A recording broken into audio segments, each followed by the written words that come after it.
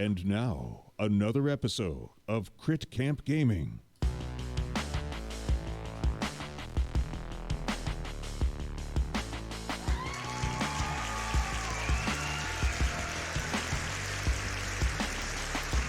Yo, what is up, everyone? Welcome back.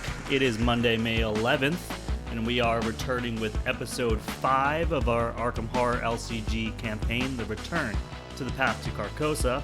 We are more than halfway through, or we're exactly halfway through, actually. And if you've been following us in this sort of journey, you know that a lot of bad things happened to us at the end of the last scenario. But before we start and talk about that, just want to say hey, want to introduce the guest host Matt over here and ask him how he's doing. How was your week, man? Not bad, man. It's been pretty good. Pretty good. Nice. Yeah. I am pumped about what's gonna happen tonight. We got some new stuff to show the people. What up, Evil Ed in chat? What's going on, Xbox Mayor? Hope everybody had a good Mother's Day weekend. Yesterday was the old Mother's Day. Hope everybody called your mom or thought about your mom and all that good stuff. And also, big announcement today, May 11th. He's not on stream, but it's Chris's birthday today. So if you want to throw him a happy birthday on Twitter or throw him a happy birthday in Discord, be sure to do that. That boy went around the sun for yet again another year. So yeah. So tell him he sucks. No. Tell him you like him. And tell him he's the best at all the games that he plays. He'd like to hear that. But yeah, say happy birthday to him. And all that good stuff. We had a good time last week. We played what happened last week? Last Wednesday we played the new almost a quick Kickstarter. I think it's in next week by Level 99 Games, a game called Bullet. Me and Matt were playing a little phone tag, trying to find a time to play this weekend. Hopefully we can find a time this week to play. I think you're gonna like it, man. We picked it up. We actually downloaded it yesterday, and I tried it out with a bunch of the Sunday people. Oh, nice. Perfect. What'd you think? I liked it. I thought it was really fun. And I think that all the various characters just seem really interesting and different. I noticed in Level 99 Discord, they were talking about like, oh, how would tournaments of this work? Because you have to have like somebody monitoring each player. Yeah. Which I thought was kind of an interesting concept because it's like you have to self-police yourself. And, yeah, it is self-policing. It's a lot of it's really honor system, even when you're playing, with friends, right? Because it's asynchronous play, and sort of like, determining whether or not like you're slow playing a turn or going fast, like to determine like who's going to take actions or that extra action, all that kind of stuff. I mean, I like it because like it's a really cool puzzle aspect. I like the asynchronous thing, and it's got that total 99 level 99 flavor, right, with the whole characters thing. I think all of their stuff is kind of like that, like developing of characters that have unique abilities in this like bigger universe.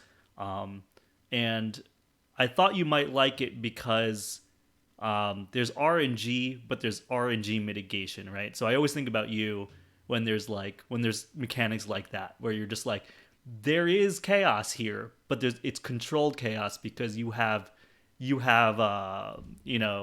power to do something about it. Because I know when we play games where it's just pure RNG, you're like, hate it, burn it, never want to play this thing again. This is not about player. You can't be a good player and play some thing and just it's just luck of the draw. But you can be a good player if you can mitigate in the right way. So I was totally thinking about you because me and Chris were playing it, and we tend to like we're okay with the RNG aspect. It depends on the game, but yeah, when there's mitigation involved, I'm like, okay, I think Matt could get on board. Yeah.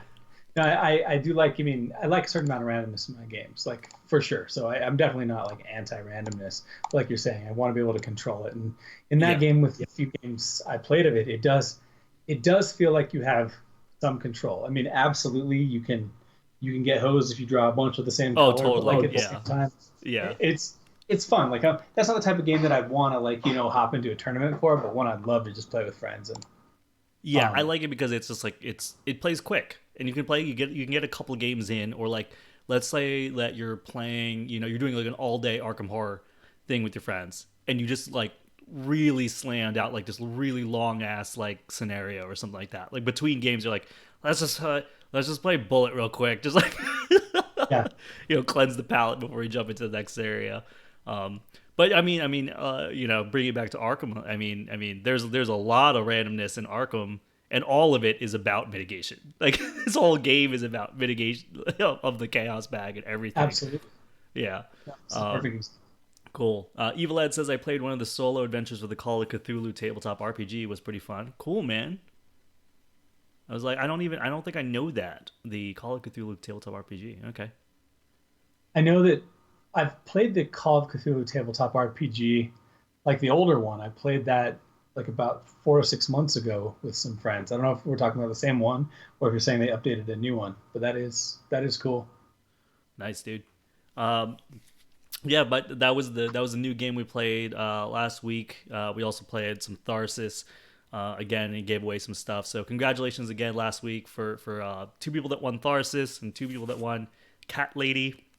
We are not running a giveaway right now.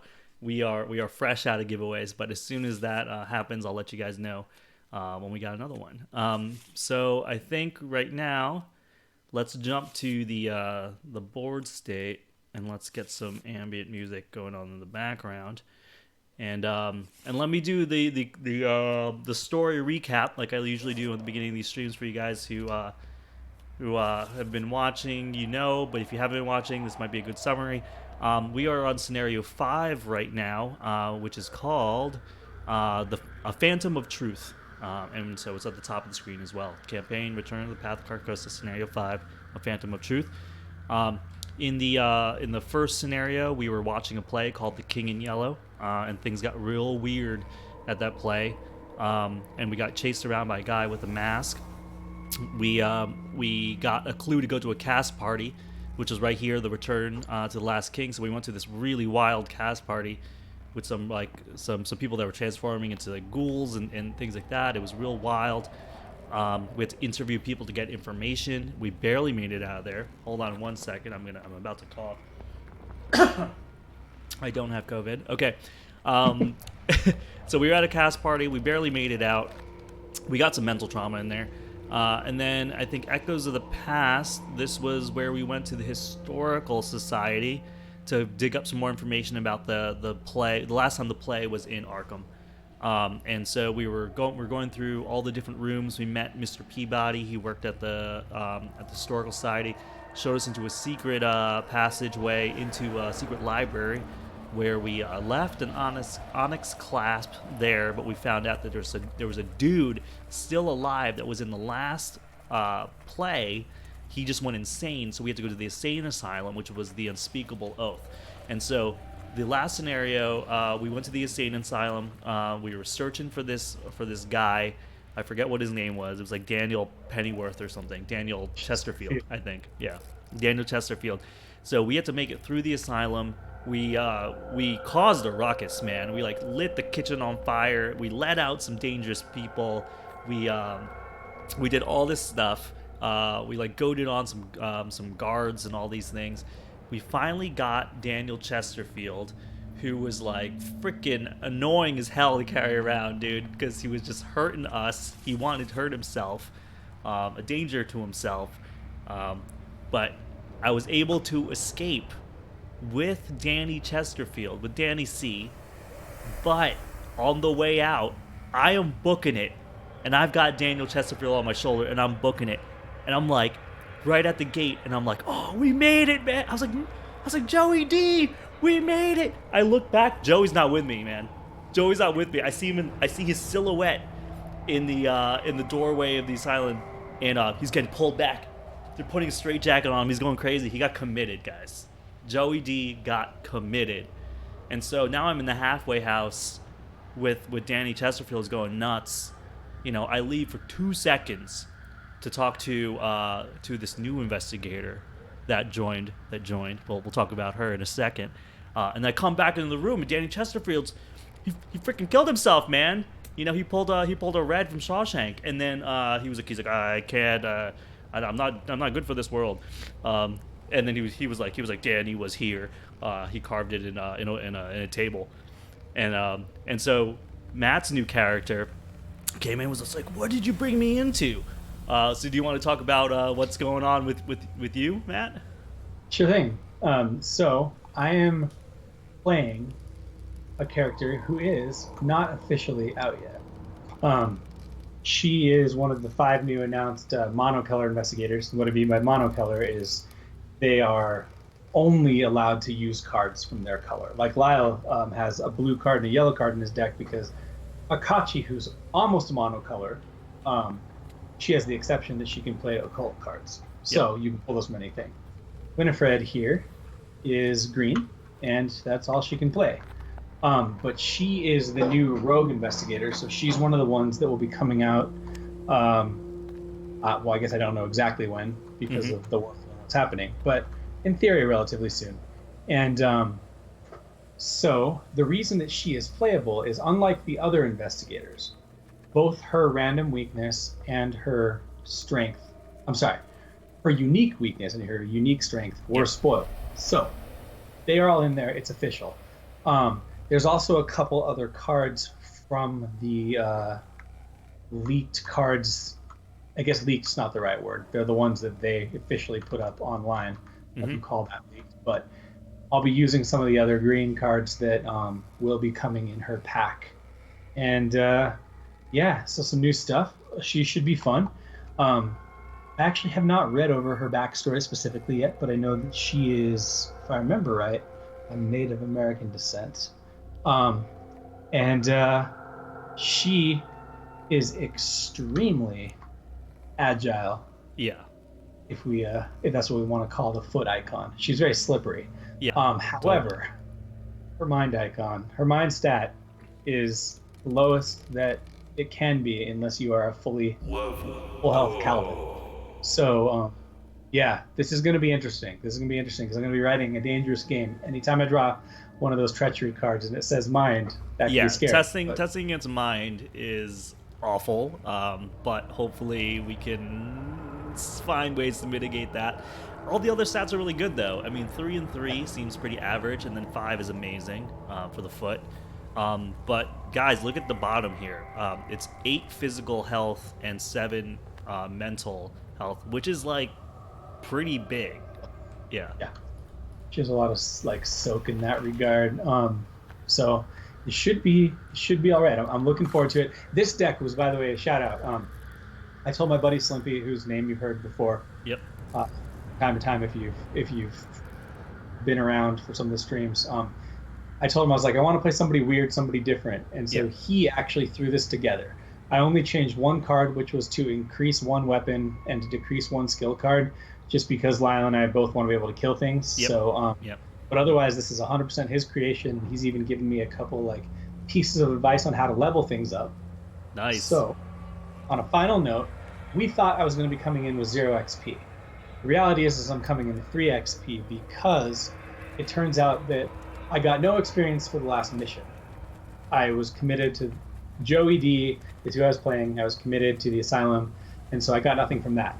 However, then, like Lyle said, is technically when we went into the interlude and he met up with me, we didn't make this up. This is official. Yep.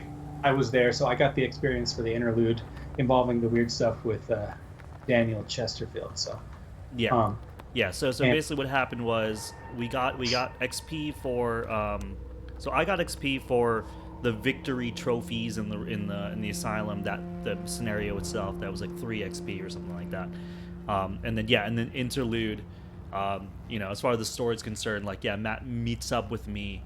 We talk to Daniel Chesterfield. He gives us he gave us a warning, right? And we could have chosen whether to heed it or not. We decided to heed the warning, and then because we heeded the warning, and then stuff from other things happened, we got XP for that. So Matt got 3 XP to play with. He used 2 right off the bat to upgrade his deck right from the start. So he has 1 banked left. I had I had 7 XP. So I got 6 XP from the scenario. I had banked 1 from the previous one. So, and then with my double arcane research, I could upgrade a spell for -2. So essentially, I had 9 XP. I used 8 XP, so I'm going to bank 1, and I'm going to actually show that here, that I have 1 left.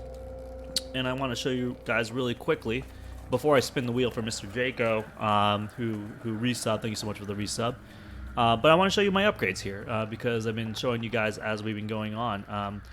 These 3 cards are currently in my deck. They're getting replaced. So Shriveling, I have 2 copies of this. It's been my main attack asset spell.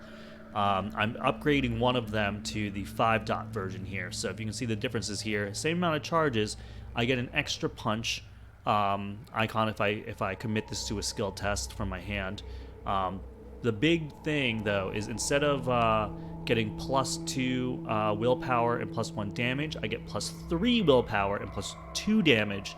But the huge downside, everybody, is that if I draw a bad token from the Chaos bag, I'm going to take 2 horror instead of 1 horror. And why is that particularly bad for me? It's particularly bad because if you guys remember, I had a basic weakness called, I forget what it is. It was like Dark Pact. I ended the game without resolving that. So because of that, I now have this new weakness called the Price of Failure, which is really bad, guys. So right here, Revelation, take 2 damage and 2 horror, and then place a Doom on the agenda. So, and then it replaces itself with Dark Pact again. So, because I start with 3 mental trauma and I only have 8, and then this thing can pop at any time. I mean, it's really bad for me. So this will sort of help to understand my next 2 upgrades here. I'm replacing Arcane Studies, which is a nice utility card, but I just haven't been using it. And I also have other cards that I almost would rather play than this. So I'm going to replace it with Grotesque Statue, an upgrade that I've been eyeing since Scenario 1, but it's just so much XP that I couldn't quite use it, but or use the XP to get it. But I've been eyeing this because it's a hand item, and when I would reveal a Chaos token, I spend a charge on it, and it has 4 of them on it. I reveal 2 Chaos tokens instead of 1. I choose 1, and I ignore the other. And so the idea being, I get this badass Shriveling out, then I can even if I get a really bad token, if it comes with like a -1, I'm going to take the -1. That kind of thing. So it's all about mitigation there. I'm also going to replace Sacrifice, which was an upgrade I did do for 1 XP early on. I never actually got to use this. I always end up pitching it. Sometimes it's in my hand and it's just not the right timing. It's just not working out the way I thought it would theoretically when I put it in my deck. So I'm replacing it with Fearless, which is I pitch it for a skill test to heal a horror, and it also heals a horror if it's successful. If I succeed by 2 or more, I heal two horror. So just some mitigation. We'll see if this helps. I think going insane is a big worry for me. So those are the cards that are going to be added to my deck. You will be seeing Matt's deck fresh as he plays it for you tonight, and I think it's probably now time to go up to the top here. Matt has been setting up the new campaign stuff, but before I read this one, let me do a wheel spin for Mr. Draco for the resub. Thank you so much, and this is for you. You say one thing while it's spinning. Yeah. I saw the random weakness that I got in my deck just now, and it is literally the worst random basic weakness in the game. It is far and away the worst. Wait, like objectively worst? Like objectively, that I think that literally anybody who plays this game regularly will agree that it is the worst basic weakness you can get. And once you see it, I think you will see why, and you will agree. So I won't say anything. Okay. And you can enjoy that. Great. This is going to be awesome. So as per usual, this is probably going to be really savage for us. I'm going to cry if I lose Akachi this scenario because now I've gotten really attached. But I don't want to go insane. Oh, and Mr. Draco, thank you so much for that bean for Chris. I'll be sure to tell him that's a birthday bean for him for Wednesday. Speaking of worst weaknesses. This is one of also the coolest scenarios in the game. I forgot about this one. This one, the entire game changes if you have more conviction than doubt or more doubt than conviction. And the version we're doing right now, in all my times playing it, I think I've only ever done this version once, maybe 0 times. I've always done the version where we have more doubt. And this version is so cool. I'm so excited. I forgot about it. So I'm so pumped about this mission, man. Okay. Yeah. So I'm highlighting the our campaign log, guys. So what Matt's talking about is we have these doubt and conviction tracks at the bottom here, and so we just have enough conviction over doubt.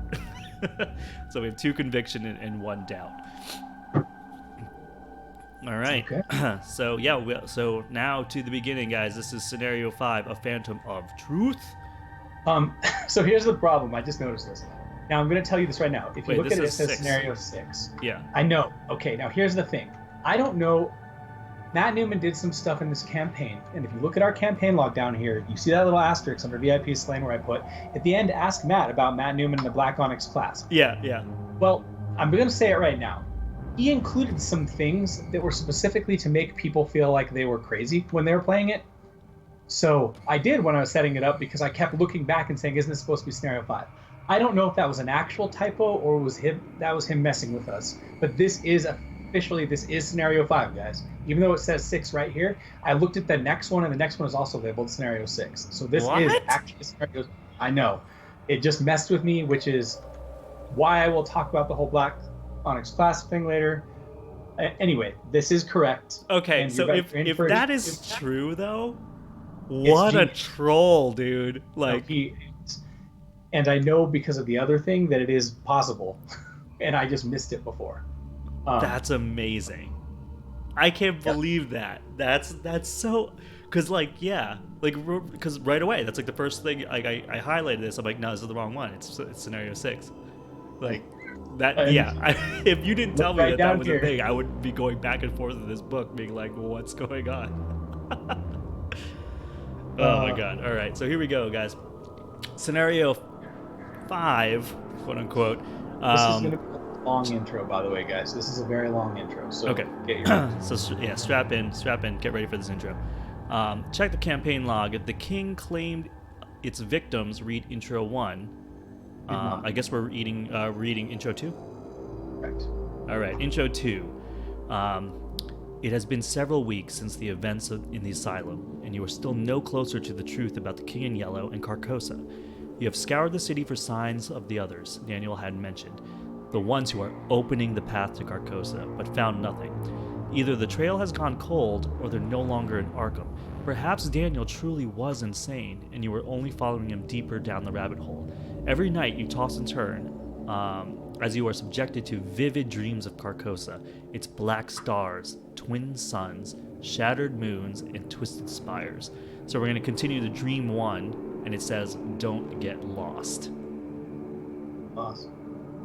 All right. Dream, what? Did I go too far? Wait, what? Good, one page. Oh, dream 1, yeah, there he is. They're all over this. Yep. Yeah. Dream 1. You fall through the empty abyss of Holly.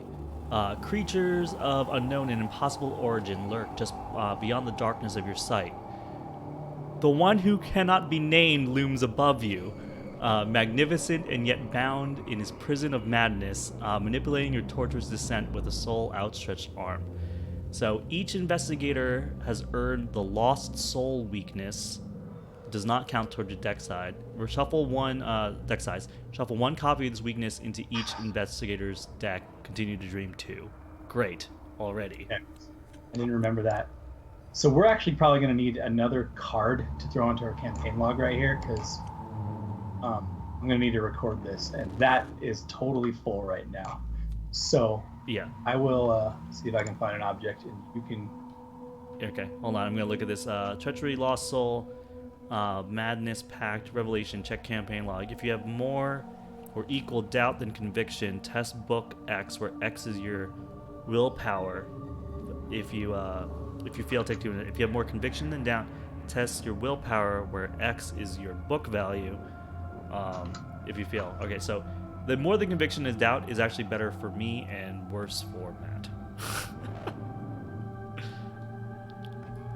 All right, let's put that there. All right. This is good. All right, now we're going to go to dream number 2. Dream number 2 is on the left side. Okay. Constance takes your hand and pulls you onto the polished dance floor. Come now, don't be shy. Tonight is a night for dancing, for celebration. Check your campaign log. If the king claimed its victims, continue to dream 8. If the above is not true, if you intruded on a secret meeting, continue to dream 3. If you slayed the monsters at the party, continue to dream 4. If none of the above are true, which is it's not, continue to dream 6. So we go to dream 6, right? Let me look at them one more time. I think we're on dream number 2 now. Yeah. I'm just double checking it. And I think we're going to dream 6. And my victim. We did not. Yeah. Okay. I know where dream 3 and dream 4 came from. I know we didn't do that. I think I know where 8 came from. No, we did not do any of those things. We do go to 6. Okay. Dream 6. This is wild, by the way. This is crazy. Choose your own adventure. Dream 6. The lights of the theater dim, and a spotlight shines on the stage. Welcome, ladies and gentlemen, the creature exclaims. Its many tentacles reach across the stage, up into the rafters, and throughout the aisles. It tears the curtains down, and tattered red cloth falls over its bulbous form. Check the campaign log. If the police are suspicious of you, continue to dream 7. I don't think they are. Otherwise, continue to dream 8. I think we're going to dream 8. No. Yeah. I think I remember where the police are suspicious of us comes from too. So no, they are not. Okay. So I good. think dream 8 was back. Dream 8. Wait, it said dream 8, right? Continue to dream 8. Yeah. Dream 8. Yes. You peer in the mirror, and the stranger peers back at you. His gaze drills into your mind. The mirror shatters. Check the campaign log. If there are 3 or fewer tally marks under chasing the stranger, continue to dream 9. I believe that's true. No. 3 or fewer. Yes. Yep. Yeah, 3 or probably fewer. So yes. We continue to dream 9. Dream 9 is down there. You chase the stranger through the dark, chilly passageways composed of hundreds of thousands of skeletal bodies. Skulls watch as you run, their mouths rattling a mocking taunt as you pass. The stranger reaches a solid wall of bone and is grabbed by bony hands and pulled into the wall. Wait, the stranger reaches a solid wall of bone and is grabbed by bony hands and pulled into the wall. Their mocking laughs reach an awful crescendo. Continue to dream 13. Okay.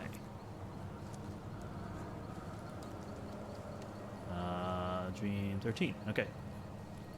Daniel's voice calls out to you. They're opening the path to Carcosa. Continue to awakening. All right. Awakening. You awaken from your fitful dream, sweating and gagging. This cannot go on. This cannot go on any longer. You have only one option if you were going to continue your investigation. You must find Nigel Engram, the director of the King in Yellow, and the architect of this madness. Only he will have the answers you seek. You pack your bags and plan to your trip to Paris, the City of Lights. Oh, okay. Check the campaign log. If Jordan Perry is listed under VIPs interviewed, proceed to Jordan's information. Otherwise, skip to setup. So we skip the setup. Too bad. Oh, great. Okay. So here's a couple things about the setup real fast, guys. One is that this mission is different, like I said, based on if you have more conviction than doubt. Lyle will be reading that shortly, and it will be real weird. And I can't wait to see the reaction. Number 2 is, because we have the return to, we're playing the return to, a bunch of these locations that before there was just one copy of, they made like all of them, I think but one, multiple copies. So all of these are randomized between 1 or 2 choices. I already took care of that. Okay. And finally, we will be beginning play in the, oh god, Gare de Azor. Oh no, I didn't want people to hear me to try to pronounce anything else different. I'll say it like redneck. Gare de Orsay. Yeah, that sounds right. Gare de Orsay. Okay, so it's there. But this is where we start. Lastly, we need to attach this card right here to the up here.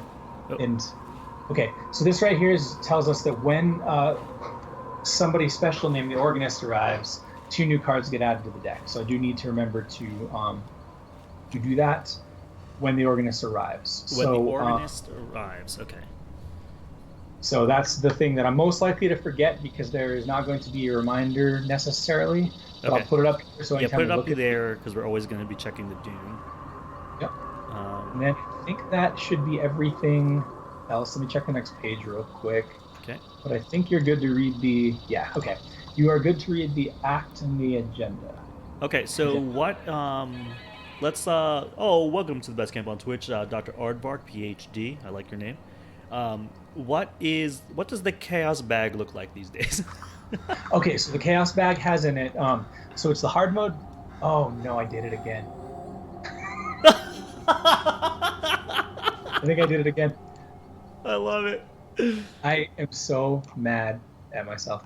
Okay, so the Chaos Bag will have added to it the Elder Things and another -3 because of the nature of last mission gave us the -3, and our choice last mission turned all the special tokens into Elder Things. Oh, that's right, Elder Things. Okay. Let me double check right now. I might still have the original one saved.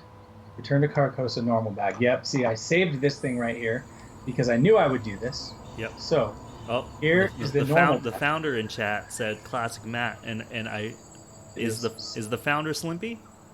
I believe the founder is Slippy. In fact, Dude, yes. I freaking love that name for Slimpy, the founder. It is real good. Yeah, and everybody. So when Matt was talking about the new character, we're this Winifred's deck right here, and this character. This is the Slimpy special. Yep. This is the gentleman who made this thing, and we're gonna have to see if he did what he needed to do. Oh crap! Where are my Elder Thing tokens? Okay, hold on. Yeah. Hold on. Classic. All right. While you're doing that, should I read anything? Yeah. Go ahead and start reading the agenda and the act deck. Okay. Oh, the agenda and the act deck. I already read that. Okay. All right. So the agenda deck, agenda 1A. The first night, 6 doom to advance this. As you step off the train in, I'm going to say Gare d'Orsay. In Gare d'Orsay, the sun sinks below the Paris skyline. You cannot waste any time. If Nigel Ingram is somewhere in Paris, you have to find him and wring the answers from him one way or the other. While you have more conviction than doubt this agenda gains, which we do, when checking the Doom threshold, Doom on cards other than this agenda subtract from the total Doom in play instead of adding to it. So wait. I'm sorry. So when I bring out an Arcane Initiate and she has a Doom on it, she's minus Doom. Correct. Sweet. That is correct, and I'll leave it at that for now. Okay. But Of you course, have it right. there's like that. Yeah, okay. I mean, the fact that it even does this, it makes me feel like for some reason we're going to be wanting to advance this. Okay. All right, here we go. The Act Deck. Act 1A, The Parisian Conspiracy, version 2. You pass the Church of St. Barnaby as you exit the train station and cannot help but overhear the organ playing. Is there a sermon this late in the evening? You marvel at the wild and strange chords for a moment before continuing. Paris is a big city, and you have very few leads. Objective. Spend the requisite number of clues to advance, so that's 4 clues, 2 per investigator. Objective, at the end of the round, if there are 3 or more Doom in play, advance. Okay. So, yeah, there's 2 ways for this to advance. Either the Doom being out, Yep. or us doing it with clues. If there are 3 or more Doom in play, advance, or you And do the clues. check the way it's worded. So 3 or more Doom in play. When checking Doom threshold. Okay, so here's the thing that's backwards about this, right? Is that Doom on your Arcane Initiative, for example, still will count towards this. But it won't account for the purposes of advancing the agenda. So you still need to be cognizant of the other things that give us Doom that are not coming from this card.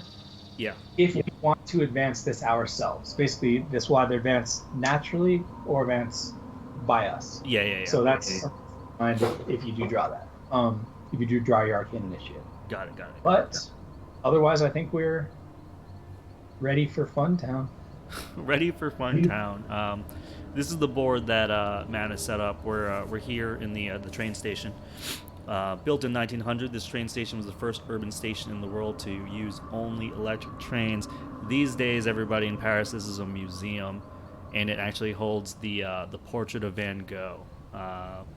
I think the one with the ear chopped off, but that's right. It's a museum now. So I actually drew my random basic weakness in my opening hand that I'm going to mulligan if you want to see it, or you can keep it hidden. That's up to you. No. Let's keep it hidden. Okay. Keep it hidden. All right. So you are going to get $5 and 5 cards. I'm going to get $5 and 5 cards, and I have 3 mental trauma right off the bat. There we go. Ooh, I got this. Ooh. Wait, so I can mulligan my weaknesses, or? Yeah, so you don't mulligan them. You set them down and immediately replace them before you can mulligan. Both of them. Okay. Set those down. Yep, and you draw 2. Okay. And then now this is actually, and then I can mulligan this. Okay. Yep. Got it. I'm gonna. Oh wait, I didn't shuffle my deck. Yeah, hold on. I didn't shuffle my deck because I got the 3 new cards I just did. All right, my hand is locked in. Okay, now I'm gonna redo this for real, guys. Shuffle. Oh boy, I'm real scared, dude. Okay. You don't understand how bad this weakness is. You don't understand how much it can completely ruin us. I'm gonna keep that in my hand. Oof. Do I want to keep that? Do I want to keep the evades? I'm going to keep Storm of Spirits. I'm actually going to... I'm going to throw back Mr. Relay and Spirit Seeker and try to get a Shriveling or a Rite of Seeking instead. Okay. We're going to have a good-ass setup turn then. Something spicy. All right, so I have 4 of Cups. When the game begins, if 4 of Cups is in your opening hand, I just put it straight into play.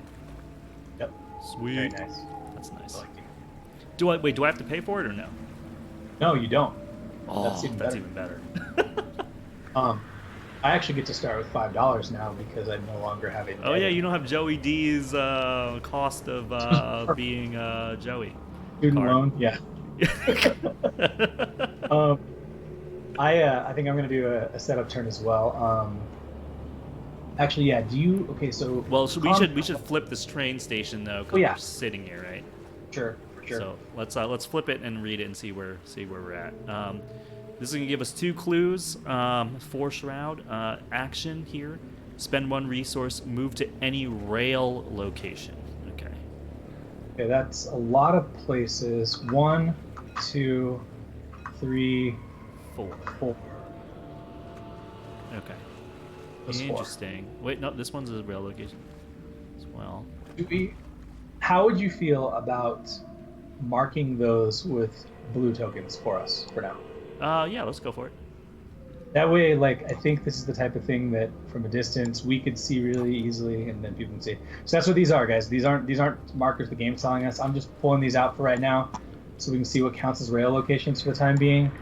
I'm always curious if we should use some other kind of token, like a different token. Okay, that's fine by me. Okay. Do you want to go first? I'm gonna set up 2 things and then probably take a stab at this clue, if that matters. Wait, what are you gonna do? I'm gonna go and try to get this clue. Oh, okay. Yeah, let's see what I'm gonna do. I'm gonna play that. Probably that's 2. Let's play 4. Yeah, I can go first. Okay. All right, so we are going to remove that overlay because it's ugly. We're going to play Holy Rosary for $2. And then we're going to play Grotesque Statue for $2. And that comes with an additional charge, right? Or No, she only puts on spells, right? Wait, oh no, Wait, no, no! your assets Add one would charge use an this asset charge. uses charges. Oh, my yeah, God. it works. I did not even. Oh my god, that is amazing. I thought it was spell charges, but Assets. Yeah, that's actually fantastic. I've always been so caught up in the spell element that I just didn't look at that. Well done. Okay. And then I think I'm going to. Ooh, I could draw. No, that's my last action. Maybe I'll just get a buck. Yeah, I'll just get a buck. I am going to spend my $5 on 2 cards. I'm going to play Lucky Cigarette Case. Ooh, I like the name of this thing. Yeah, it's a relic, so if I succeed by a test by 2 or more, I can exhaust to draw 1. And then this card has been so helpful for rogues and survivors out there. Lockpicks, okay. Uses 3 supplies. If lockpicks have no supplies, discard it. Exhaust it, investigate, add your foot value to your skill value for this investigation. That's nice, dude. And then I only remove a token from it if I do not succeed by 2 or more. Okay. So, Winifred here is going to do her 3rd action, attempting to investigate this place. I will use my lockpicks, which will mean that I am at an 8 to a 4. I don't feel like I need to pump for this right now. Yeah. I know even though her card's really cool, I want to get some money set up for Watch This. So let's go for that. So I'm going to be drawing a token here. That's our new bad one. Oh, let me copy this and bring it down. Let's see what this is. This says -2 if you fail, which I do not lose bonus. So I succeed. 8 minus 2 is 6. So I actually succeed exactly by 2, which means I don't lose a lockpick. It also means I can exhaust my Lucky Cigarette Case to draw a card. Oh, this is amazing already. I'm loving this. And I will take that clue, and that will be that turn. Okay. Awesome. We're done, right? So enemy phase, nothing out there to deal with. Yep. We can untap our stuff. Yep. Get a buck. Get a card. Yeah, buck and a card. Okay. All right. I got my weakness. Spirits. Do I have to do I have to spend an action to play it, or it just automatically comes in? The revelation says put it into play. Oh so yeah. Okay. So exhaust a spell asset, move 1 charge from that. Okay. It's early enough in the game. Yeah. Okay. It is a good time to hit it. You have plenty of time. Okay, so let's add a doom to this agenda. Yep. Then draw our bad cards. Okay. Draw bad cards. Here we go. Oh wait, it's a peril. Sorry. Not looking. All right.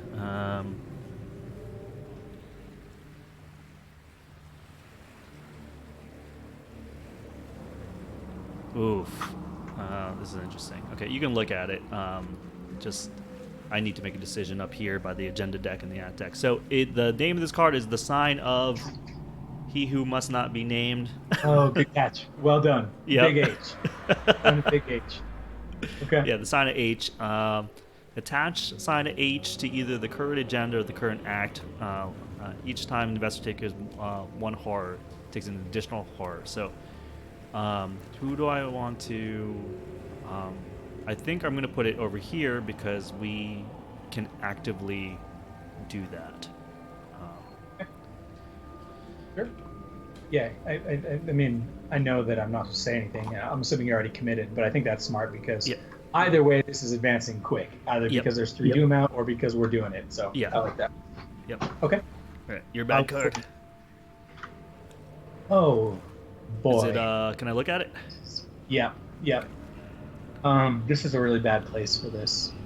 And place 2 doom on Spires the of location. Carcosa. So, technically,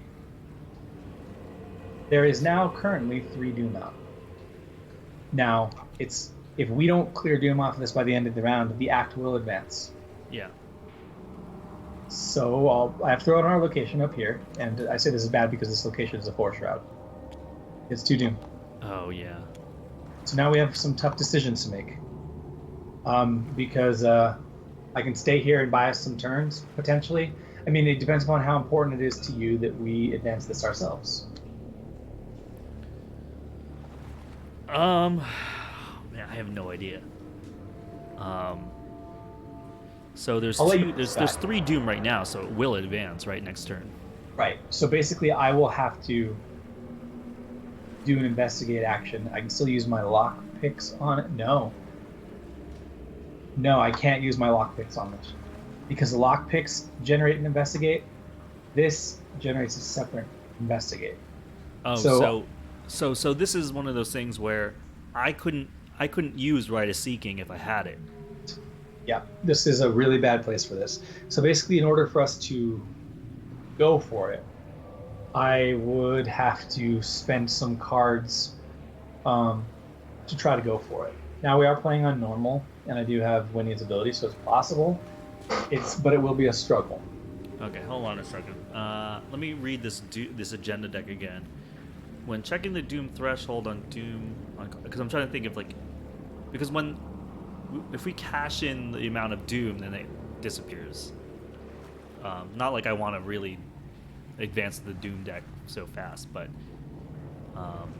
okay. So actually, right now we have -1 Doom, right? Right. So that's the other thing is if you think that we need to have this thing go up Doom wise, then this effectively just became an 8 Doom threshold because of this. Right. So that's the other part of it.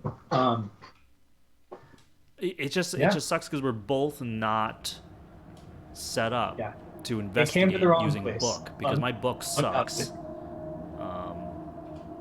I mean, I can pitch some cards to it to try to get it, but it's going to be a hell of a commitment. So yeah, essentially, like your whole game is going to be just hanging out over there.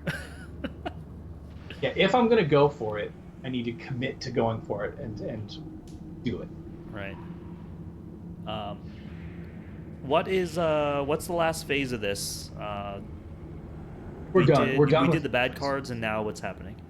It's our investigation. Oh, it's our turn, right? That's our turn. Yep. You do have the Grotesque Statue, but you would be at a 2 to a 4, so yeah, that's not. It's not good. I would have to. Yeah, it's not good. I can't. So you can't. I don't know what the best thing is to do. Is all I know is that it's not for me to be the one doing it. Yeah. Why don't you then go do something else, and then, I might try it once, depending on how that goes. Decide. Okay. So I could spend a resource to go to a different rail location, or I could just go either to the Opera, Garnier, the Gardens of Luxembourg, or the Montparnasse.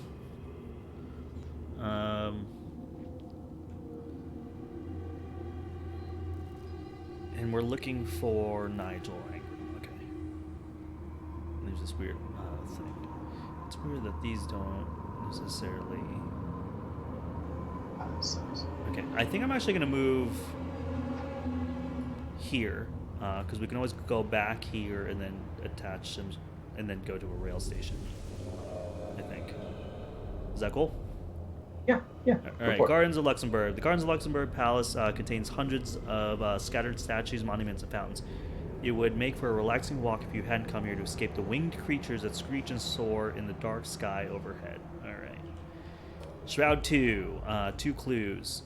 Force, after you enter Gardens of Luxembourg, if there is at least one Biaki enemy in play, reveal a random token from the Chaos Bag. If you reveal bad ones, each Biaki enemy in play readies and moves to the gardens. Okay. There's not currently one out, so that's irrelevant. Okay. I am going to, with my second action, I think I need to draw a card. I need cards in my hands. Oh, gosh. I think I'm going to draw another card. Okay. Yeah. Oh no, that's not a fast. Yeah, that's the end of my turn. Yep. Okay. I really hate to do this, but I think that I need to get this. So I'm gonna go and try to clear one of these. I'm going to commit Unexpected Courage and Intel Report. So that's 4 plus my 3. So I'm at 7 to 4. 7 to 4. Yep. And then I can do this fast action right now because it says that 2 different non-weakness cards are committed. So I can do this in the middle of the test. Oh, you So can. I will Oh, that's do that. awesome. Okay. Draw a card. Okay. So then now I take the test. Awesome. Succeed. That clears a doom. Yep. I think as my second action, I'm going to use locked picks to investigate the current location. Okay. So I succeed, and I succeed by plenty. So I do not lose a lockpick charge. I do get the clue. You can do lucky secret case. Yeah. About that. Okay. I love this combo, dude. Actually, I just ripped the perfect card. I hate that I have to burn this fast, but here you go, guys. I'm about to do, as my final action, I'm going to do the Spires of Carcosa again, and I'm going to play Winifred's special card called Anything You Can Do. Winifred, have a mock deck only. Commit only to a skill test you are performing. Holy crap. I now have a 10 skill value against the 4. Yep. It says Skull X. Minus XX is the amount of Doom in play. So that would be currently a minus 2. So I succeed by a lot. Okay, yep.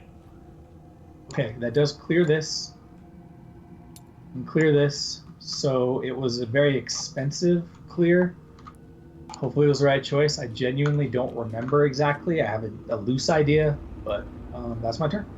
That's amazing. This card is ridiculous. Like, the amount of question marks on this card is, like, so nuts. I love it. Okay. So I guess you already went. I went. Yep. Enemy phase. Nothing. Nothing? Draw a card and get a buck. Okay. I need to make some money now, actually. Oh, man. I need my initiate, dude. This is getting bad. Okay. Yeah. Okay, and then we get the Doom. Get Pop. the Doom. And we are now on to bad cards. Bad cards. All right. We got a Swift Biaki. So this is the thing that the Gardens were talking about.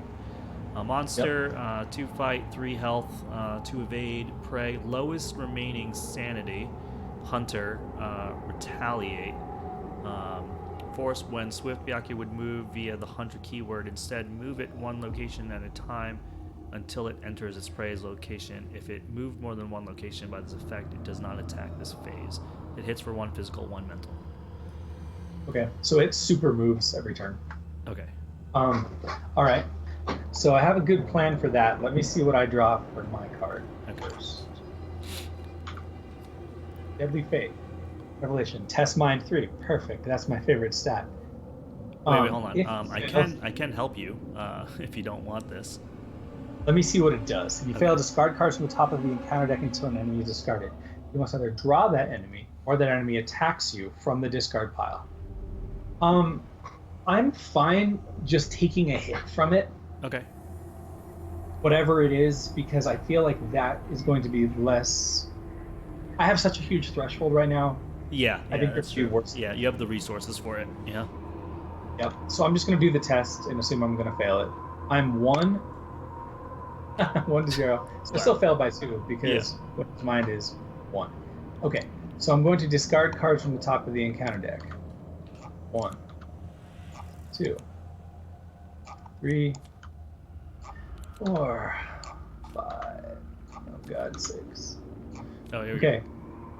This thing will either come out or I can let it hit me. Considering I don't have a weapon currently equipped and you have an enemy on you, I'm just going to take that hit. So you're going to take 2 physical, 1 mental. 2, 1. Yep. Okay. That is that. I guess it could have been. It was bad, but it could have been worse. No, it could have been much worse. Yeah. I'll live. Okay. So it's our go. I can come over there. I have to spend my money for that. That's the problem. Is the next turn then I will be low on bucks. I want you to be able to. Right now is the turn where you can do Drawn to the Flame. Yep, that's what I'm thinking about. And get us the clue to advance this. And we have to do it this turn because it's our last chance. So this is what I'm going to do. Let me go first. First action move. Second action, I'm going to spend my $2, and I'm going to play Cheap Shot. Cheap Shot, and I'm going to be hitting the thing on you. I add my foot to my fight, so that will be an 8. An 8? If I succeed by 2 or more, not only do I do 1 damage, but I automatically evade the attacked enemy. Oh, interesting. Do I want to pitch cards to this? I don't think that I need to, so I'm not going to. So I'm 8 to 2. So I'll draw my token. -4, 8 to 2. That still succeeds, and it succeeds by 2 or more. Yep. So I do 1 damage to the thing on you, and you can exhaust it and put it at your location. Because it is evaded. Then I have 1 action left. I need to get some money here pretty bad. So I'm going to get $1. Dude. Or yeah, no. Winifred, man, is wily as hell, dude. I like this play style that she's got. I'm all right with it for now. Yeah. Oh wait, hold on. When I walked in here. Oh, actually, I would still have to draw this token because it might have just hopped onto me. It wouldn't have mattered. It wouldn't have changed anything that I did. But just to be official, I'll draw the token. Official. Here's the thing. Yeah. So technically, it was on me instead of you, so I wouldn't have hit you if it failed. Because all it does is it just hops onto me. It doesn't hops onto you, and then you hit it, and then evaded it. Yep. Cool. So actually, that might have changed things because I might have just evaded it instead of doing that hit to it. But we'll just go with it. Yeah. Okay, go ahead. Okay. My lucky cigarette case. Yeah. Okay. Done. I'm going to, if you don't mind, I'm going to do Drawn to the Flame. This is my first action. Draw the top card of the encounter deck, then discover 2 clues at your location. So I'm going to draw a bad card. It is, it's a peril. Don't look at it.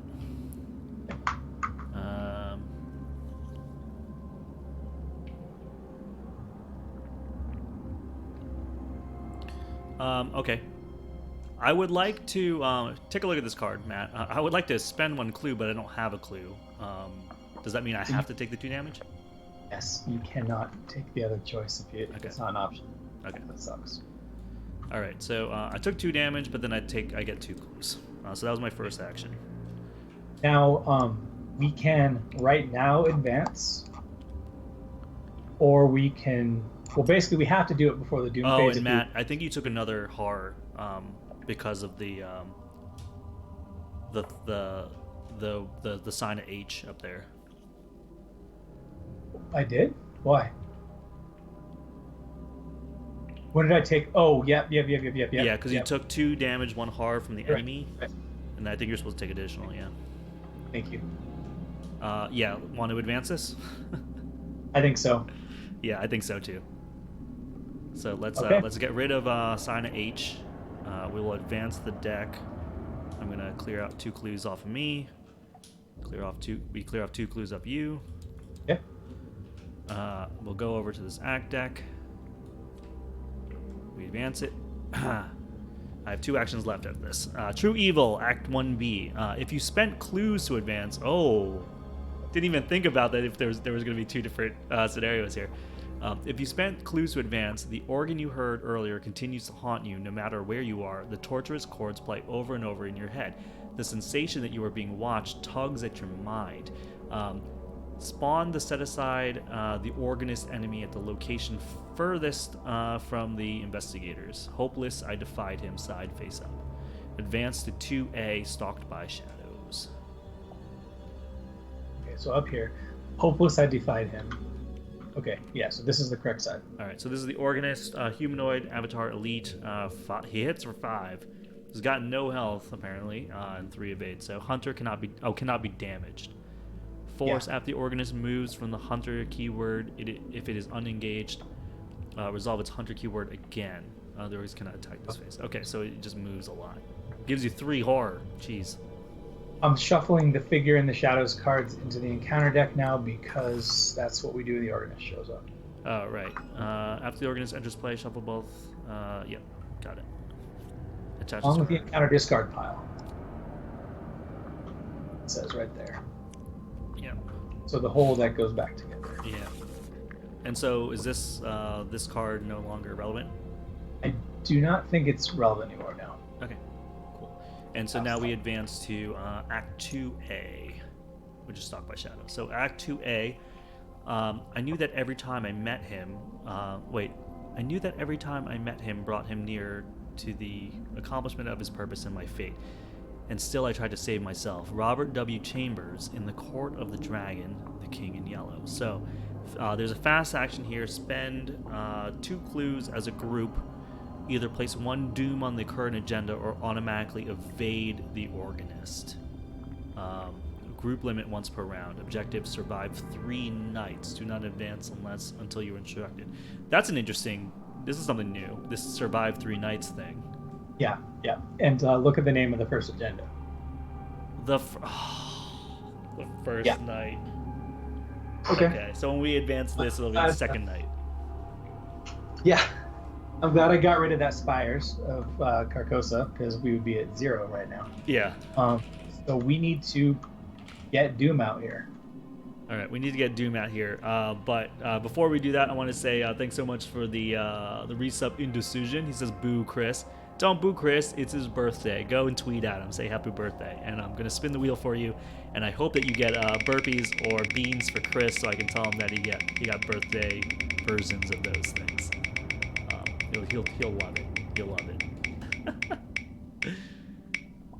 5 burpees. Perfect. Let's add that. Let's add that there. Chris is up to 87, everybody.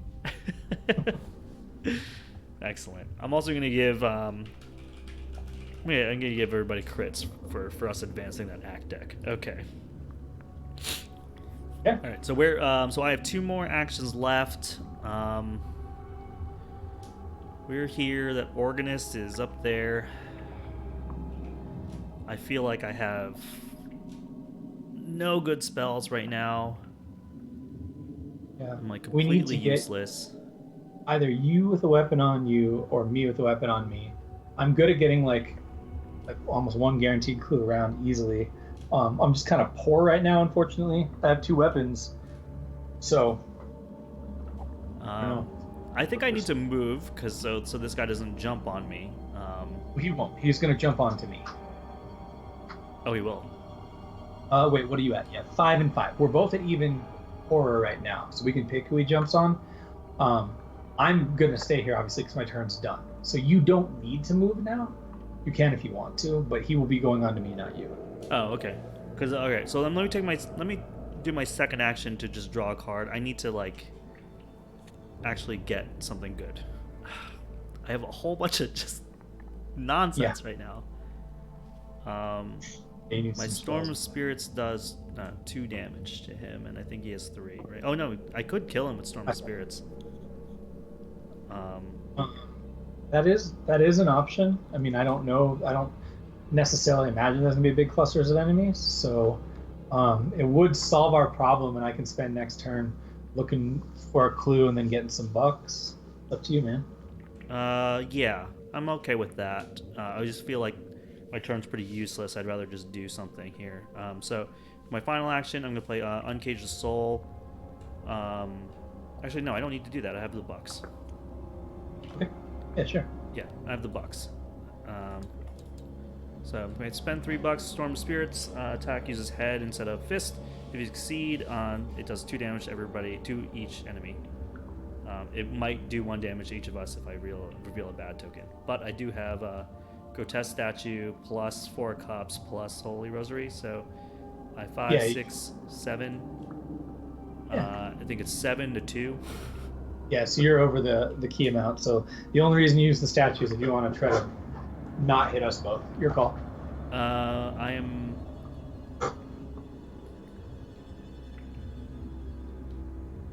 I mean, I got a free charge from Makachi. I'll just use it. Okay. I don't want to hit us both. So there you go. So I draw 2, right? Yep. So left. So click I and then left right. click and then I right click, right? Ooh. I have an idea. Well, I'm which gonna throw one. away the elder thing, and obviously take my my plus.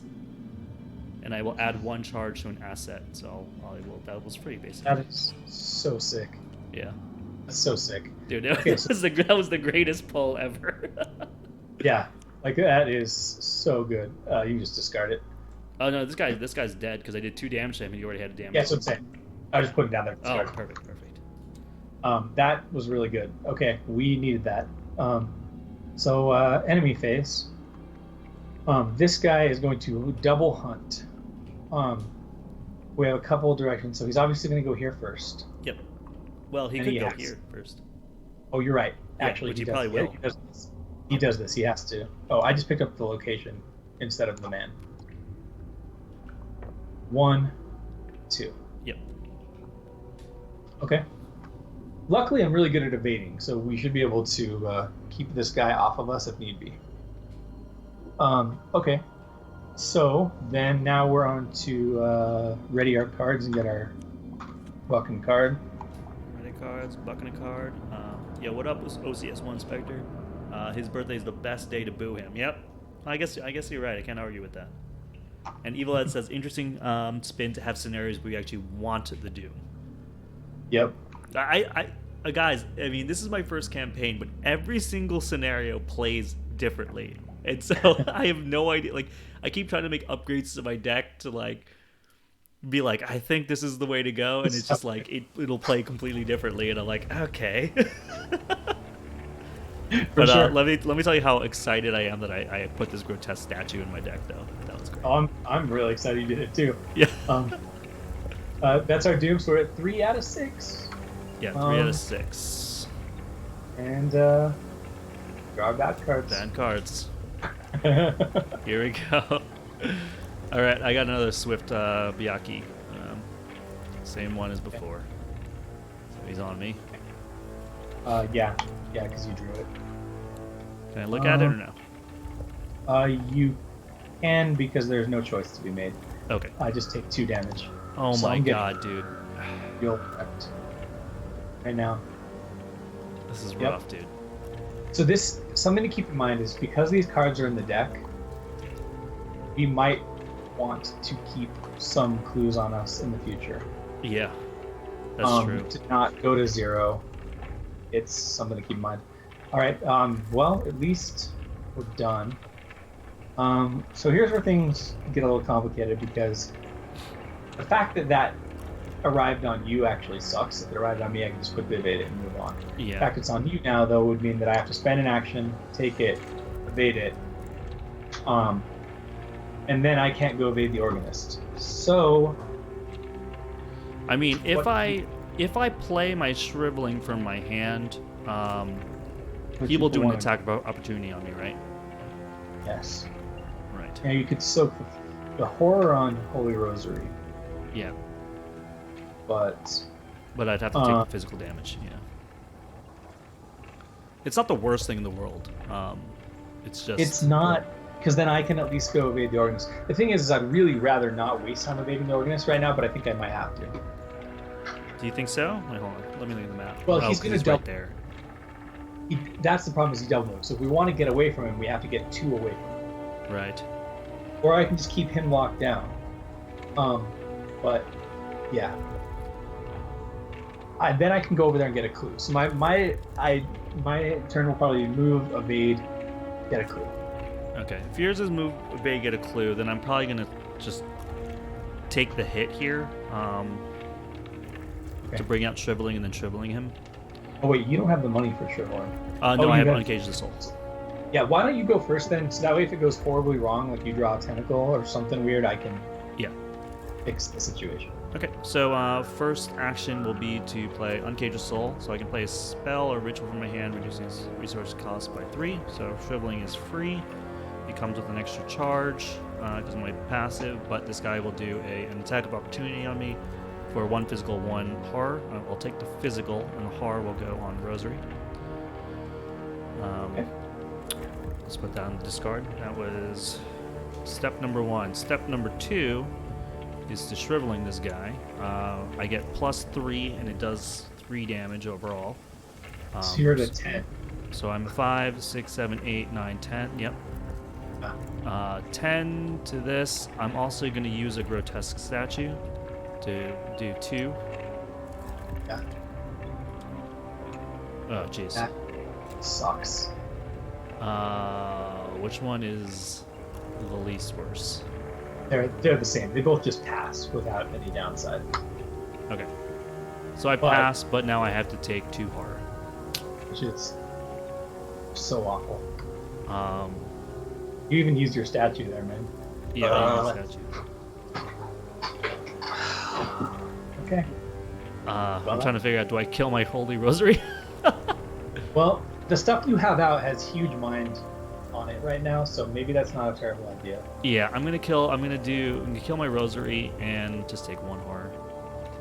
Okay. I can't believe that, dude. Yeah. But I killed him. Just one shot him. Yeah. I one-shot him. It won't actually- And my third action, I can't believe that, dude. It sucks. You can go check out the place below us if you want. Yeah, I think I'm gonna move below and see what that's about. So let's go here. This is Montparnasse, Paris Rail. This area is known for cafes and bars and is often frequented by starving artists. Perhaps some of these creative types will become famous someday. Most, you assume, will fade into obscurity. So here we go. Shroud 2, fast action. Discard a card from your hand. Gain resources equal to the number of willpower icons on the discarded card. Limit once per round. That is interesting. It's got 2 clues on it. What happened to it? Yeah, you need money. So, in case I can't remember if I told you this rule, but unexpected courage, anything that has question marks on it, count as whatever you want them to at the time, so that you could pitch that for $2. Ooh, really? If you want. I'm not saying you should, but it is not. I don't think I need to right now, but that's actually really interesting. Okay. All right. So, yeah, we really need to get you like an investigate spell, huh? Yeah. Okay. Well, I'll go.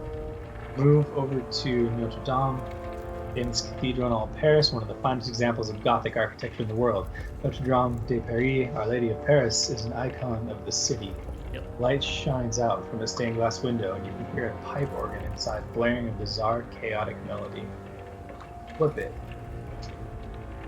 3. Each enemy gets -1 fight and +1 evade. That's kind of obnoxious, but it's okay. Test mind 6. If you would succeed, either put a doom on the agenda or remove a doom from the agenda. So you could come up here and actually increase the doom. up. Yeah. Yeah. Okay. So he hops on me as soon as I move in there. Yeah. So I will do this. I will evade, and I'm going to pitch manual dexterity and quick thinking. As soon as I do that, I draw a card. Using my Winifred ability because I'm pitching 2 non-weakness cards. Okay. Oh, okay, got it. I was like, why are you drawing a card? Got it. So I am currently at 5, 6, 7, 8. 8. To his 4 because he's getting 1 from the location. Right. 8 to 4. I can pitch 1 more card. I like this, actually. I like this a lot. Why I'm going would to you pitch pitch another the card card, I though? did You don't need to. because I want to succeed by 2 for both Quick Thinking's ability and for Lucky Cigarette Case. Oh. And because now what Nimble will do for every point I succeed by. You mean? Oh, that's awesome. Okay. Yeah. That's cool. So I am adding that to the skill test. I believe I can still do that. Actually, you know what? I'm not sure I can add another card to the skill test. Why? Is anybody in here? Somebody, are you in here? Can I add another card after the fact? I don't know if you can throw another card in as a fast action. I've never had something interrupt and potentially add more cards before the token's drawn. So I'm going to say I can't right now. I might be wrong. I might be able to do it, but I don't want to cheat. I don't know if there's if you have the ability to add more cards after you've triggered her ability. This is a totally unique thing. There's never been anything before that, like. Yeah, but that's a fast action, so it could happen any time, right? So Right. essentially, you could have thrown all 3 cards down and then fast action to draw. Oh, Right. you drew that. But I didn't have this card. I drew this card. Okay, Slimpy says you can. I can. You can't. Can't. Okay. I figured that would probably be the case. I figured there's probably only one window where you commit. All right. Okay. So then that answers that. I draw my token. Okay.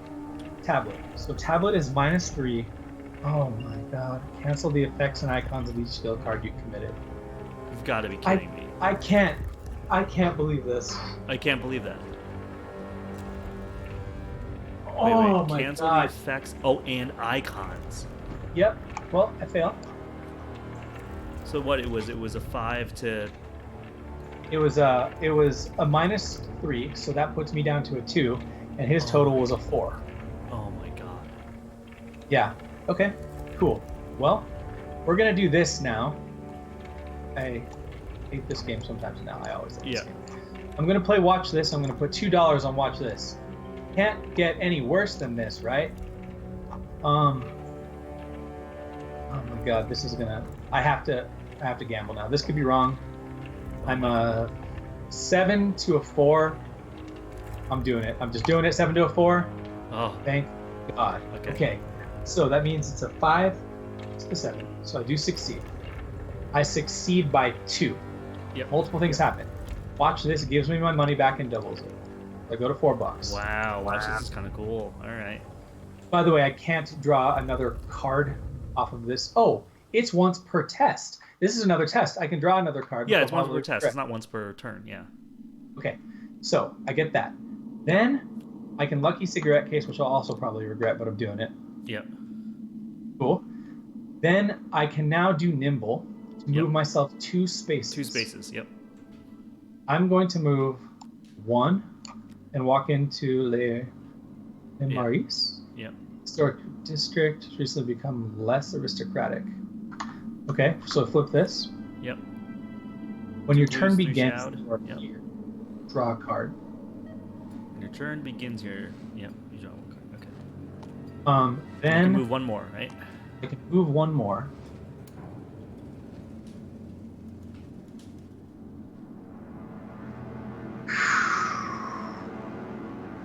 Let's go into the cemetery. Okay. Wait a minute.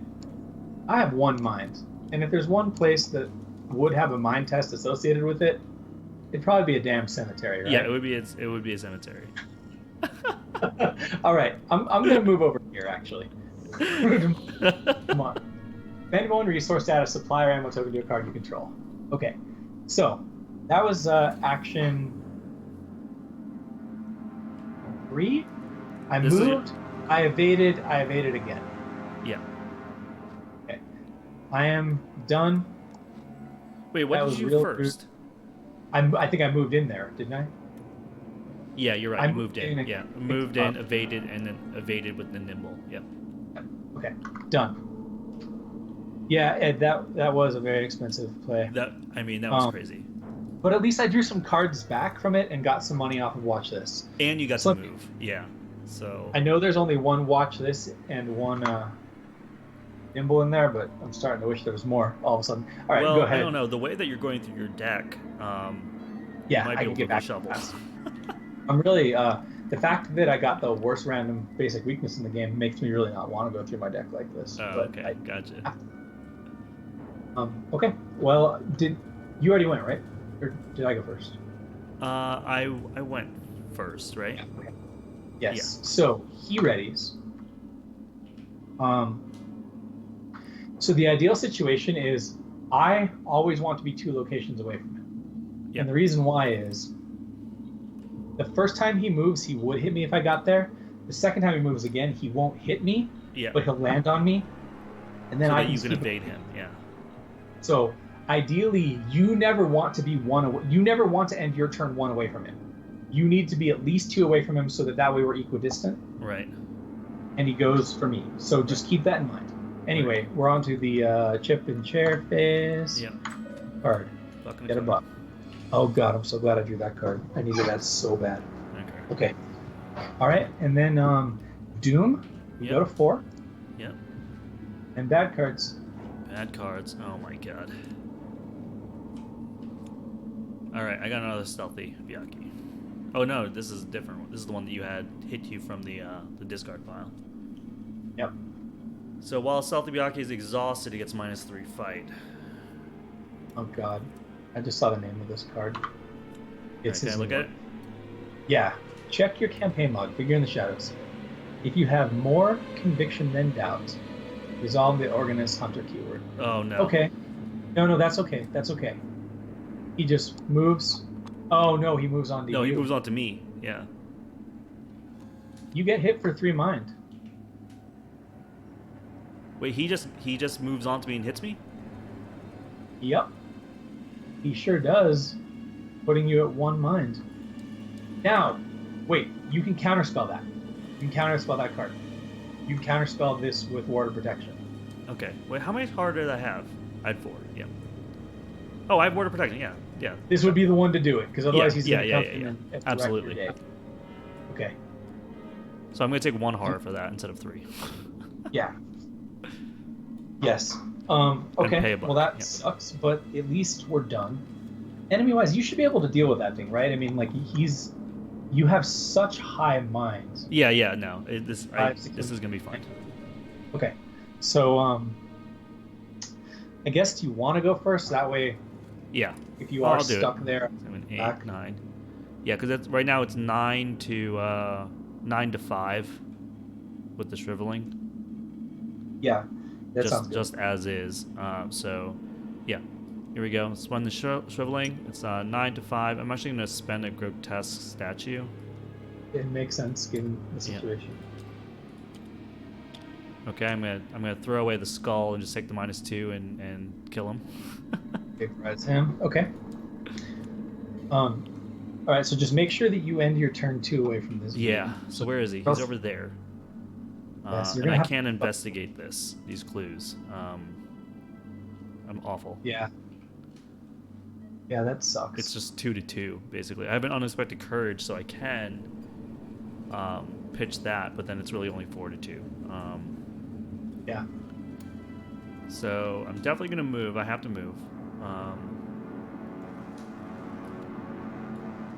So now I'm 2 away from him. And then for my third action, I have to figure out whether I want to move again or if I want to.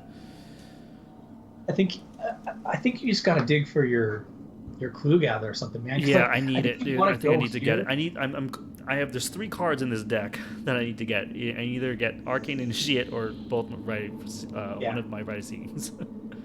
So we want to get you here within a couple turns too to try to do the mind test. Okay, I pick me up on Mists That's of Roland. Really good. Yeah. For you. Yeah, with the Organist. Yeah. Yeah. So then we can now both evade him reliably. That's actually huge. This is great. That's a really, really good pickup. All right, so I fought, I moved, I picked up a card, so that was my turn. Okay, so my first action will be to play. This is how I want to do it. I get a buck. Second action, play Leo DeLuca. Leo DeLuca. I now have 2 actions left because you may take an additional action during your turn. What? And it soaks 2 and 2? Yep. Dude, Leo is expensive, but he good. He real good. Yeah, he real good, dude. I have to decide if I want to try to grab a clue this turn or get my money engine online. I think I'm going to grab a clue and use lockpicks. So I'm just going to do it. Shroud is 2. Okay. Yeah, so I'm 8 to a 2. So I succeed. I do not lose a charge because I succeeded by more than 2. I also will use my lucky cigarette case. Yep. I'm going to give you a clue there. Thank you. My last action. You don't understand how scared I am of my weakness right now. My last action will be to get a $1. Okay. And I'm done. Okay, so right. Hunter time. moves Yep. moves on to me, but does not hit me because he says if he double moves, he doesn't attack. Yep. Correct. Then we ready our stuff. Draw a card in our buck. Draw a card in a buck. I'm so scared of my deck right now. Ugh. Revelation. I'm so angry, Slippy, that you made this awesome deck for me that's actually really good, but this weakness is in there. I've never been more scared. All right, so I just drew the price of failure. Oh my god. And so that just happens immediately, right? Yeah. So that helps us a little bit, though. It helps us a little bit with the Doom, but I take 2 damage, 2 horror. We add 1 Doom to the agenda. Did you already do it? Yep. Okay. And all right, remove the price of failure from your deck. Search for Dark Pact. Replace it in your discard pile. All right, so I have it over here. Dark Pact. So Dark Pact over here. That gets removed. Oh my god, dude. You need to find your horror heal. Some of these locations might do it too. Like a lot of the time, there'll be like one location, so I can keep looking for it as I'm like dealing with him. Yeah. What was bad was that was just my draw card.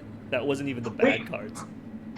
That wasn't your bad card, but I think we have one piece of good news because you got your card in your buck, right? Yep. We're good? Okay. Because you drew that, now we advance. Why do we advance? There's only 5. We haven't gotten our Doom yet. Oh. Or he gave us 1, we advance. So click that and advance it. Yeah, totally. Okay. We're going to advance. Where'd it go? That's the trash. Where did it go? It's right here. It's in there. Got it. All right, the first night. Here we go. Agenda 1B, Daybreak. Birds start to chirp eagerly. An orange tint slowly spreads across the sky as the creatures of the night shrink back into the darkness. You spend most of the day resting, and the daylight passes quickly with very little to show for it. Before you are able to fully recover from the previous night's events, it is evening once more.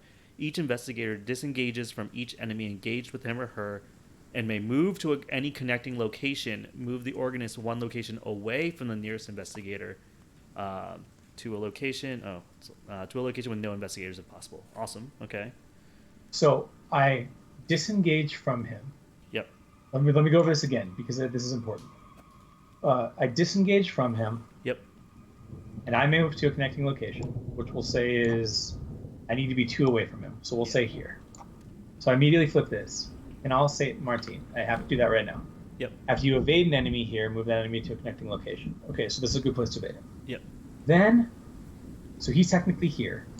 Yep. Then we now move him to 1 location away from the nearest investigator, to a location with no investigators if possible. So I can move him up here. This will allow you to get over to Notre Dame and do that 6 mind test if you can. Yeah. Will accelerate us. Sure. So can I also move, or only if I'm disengaging from an enemy? Disengages from each enemy engaged with him or her, and may move. Oh yeah, you also may move, right? So I can move. Yep, you get to move as well. So you can move back down to Montparnasse or over here. I'm going to move down over here because of what happens when the gardens happen. Is he a thing or no? Oh no, he's not that. Yeah, you're fine. Just move down here. Doesn't matter. Okay. So then that was really good. That price of failure, even though it hurt you really bad, accelerated things for us. So all right. And then now, and now we go to the second night, Agenda 2A. The city stirs as cold shadows embrace the streets. There is danger all around you, danger that you cannot escape, danger that will follow you to the ends of the earth. When will this waking nightmare end? When you have more conviction than doubt, this agenda gains. When checking the Doom threshold, Doom on cards other than this agenda subtract total Doom in play instead of adding. So same as the last one, but Doom is now 5 instead of 6. Yeah. Okay. All right. Now, unfortunately, we draw our bad cards, and this is where I'm really worried for you because you're at 1-1. Yeah. God. Yeah, and I No, can't this even water is- protection because if I water Yeah. protection, then I die. Like, I have this holy rosary to soak, but it's not out. I know you've really gotta not rip a bad one. I was like, I can't like fast action play that right now. I can't. Oh God. Oh God, and I have angered spirits out too. Don't look at it. Oh, it doesn't matter. It's the sign of H again. I have to add it to something or the other. So this sucks. I'm gonna add it to the agenda deck.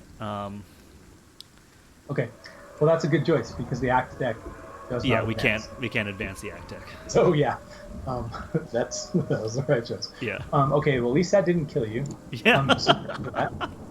Oh my God. Oh my God, Wait, no, it's fine. dude. It's fine. We're fine. He moves. He doesn't hit me because he moved too. It's fine. We are fine. You can live with moved that. 1, 2.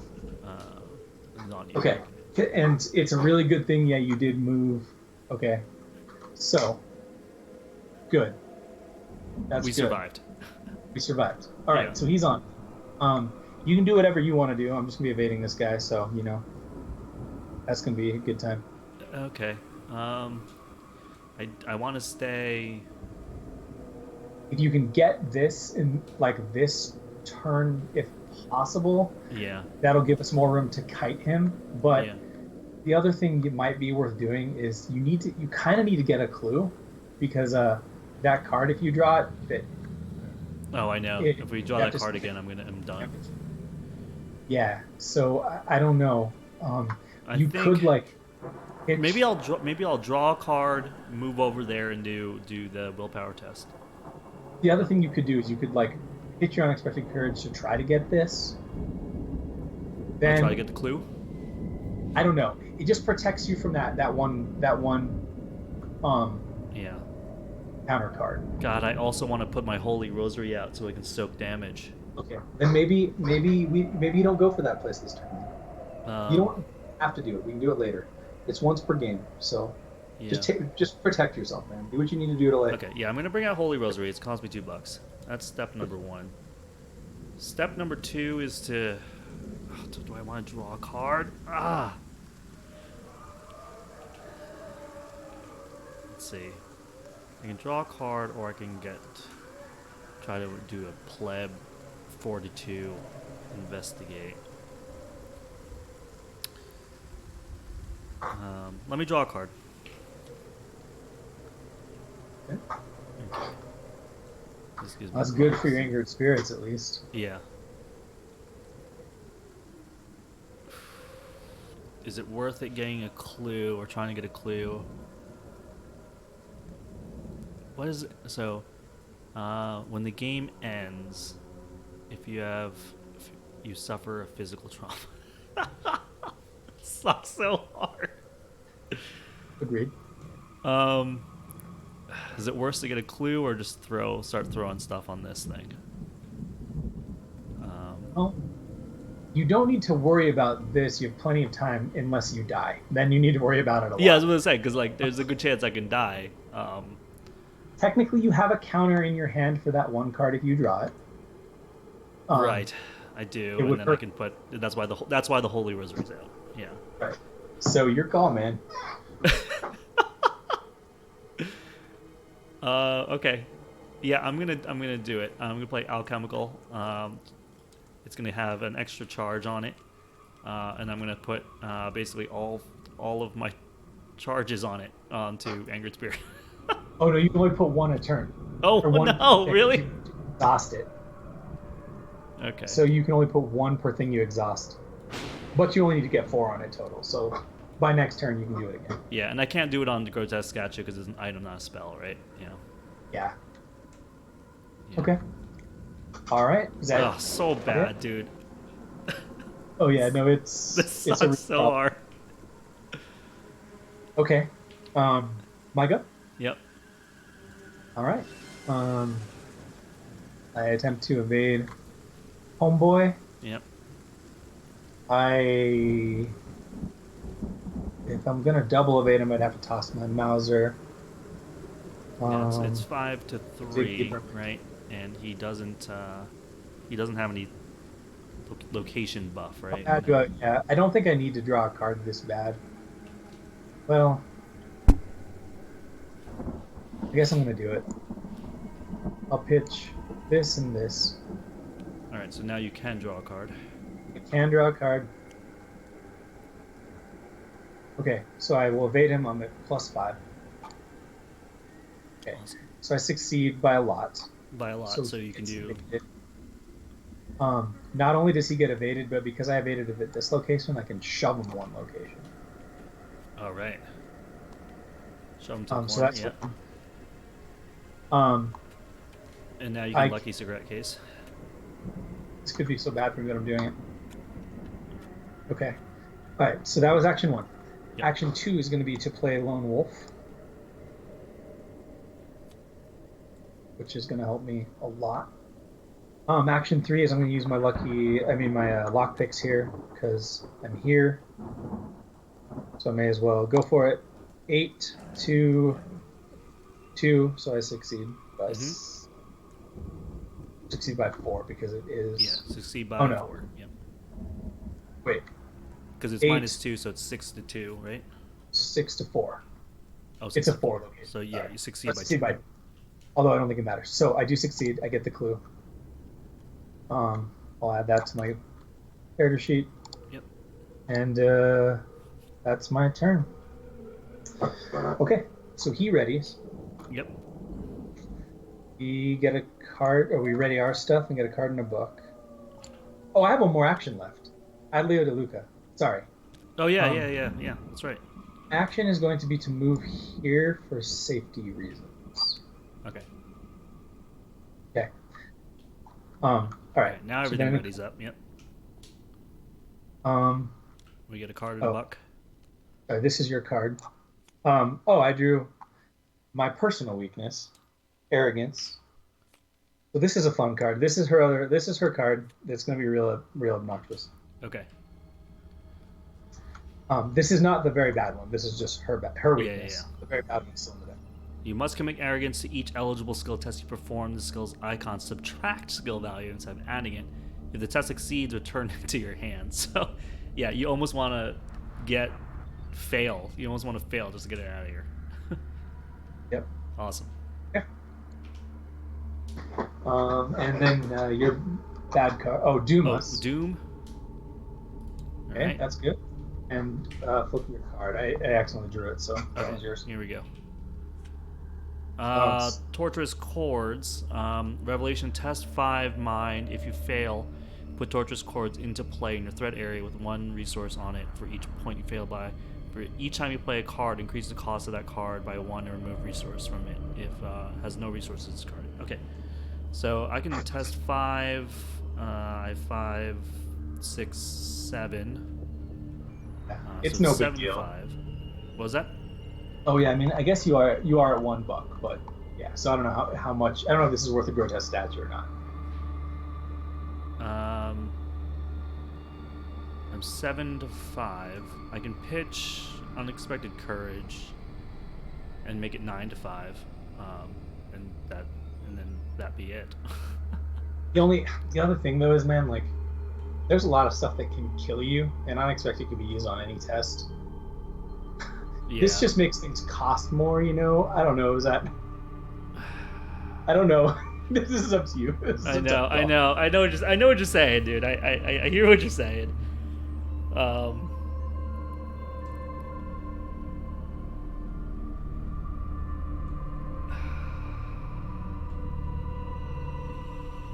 Yeah, because it just comes into play and just makes things cost more. What are these?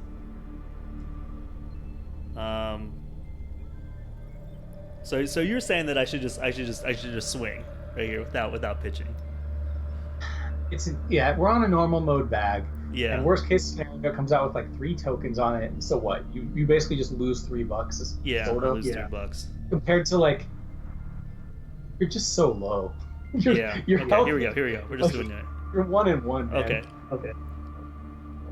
And The amount of doom in play is 1. So it's -1. So you succeed. I succeed, yeah. Nice. Okay. Okay, My not bad, not bad. You're right. There you go. Thanks, Matt. Talking me off the ledge. Okay. I don't get to move anymore the rest of the game. I basically, this What? counters my Leo.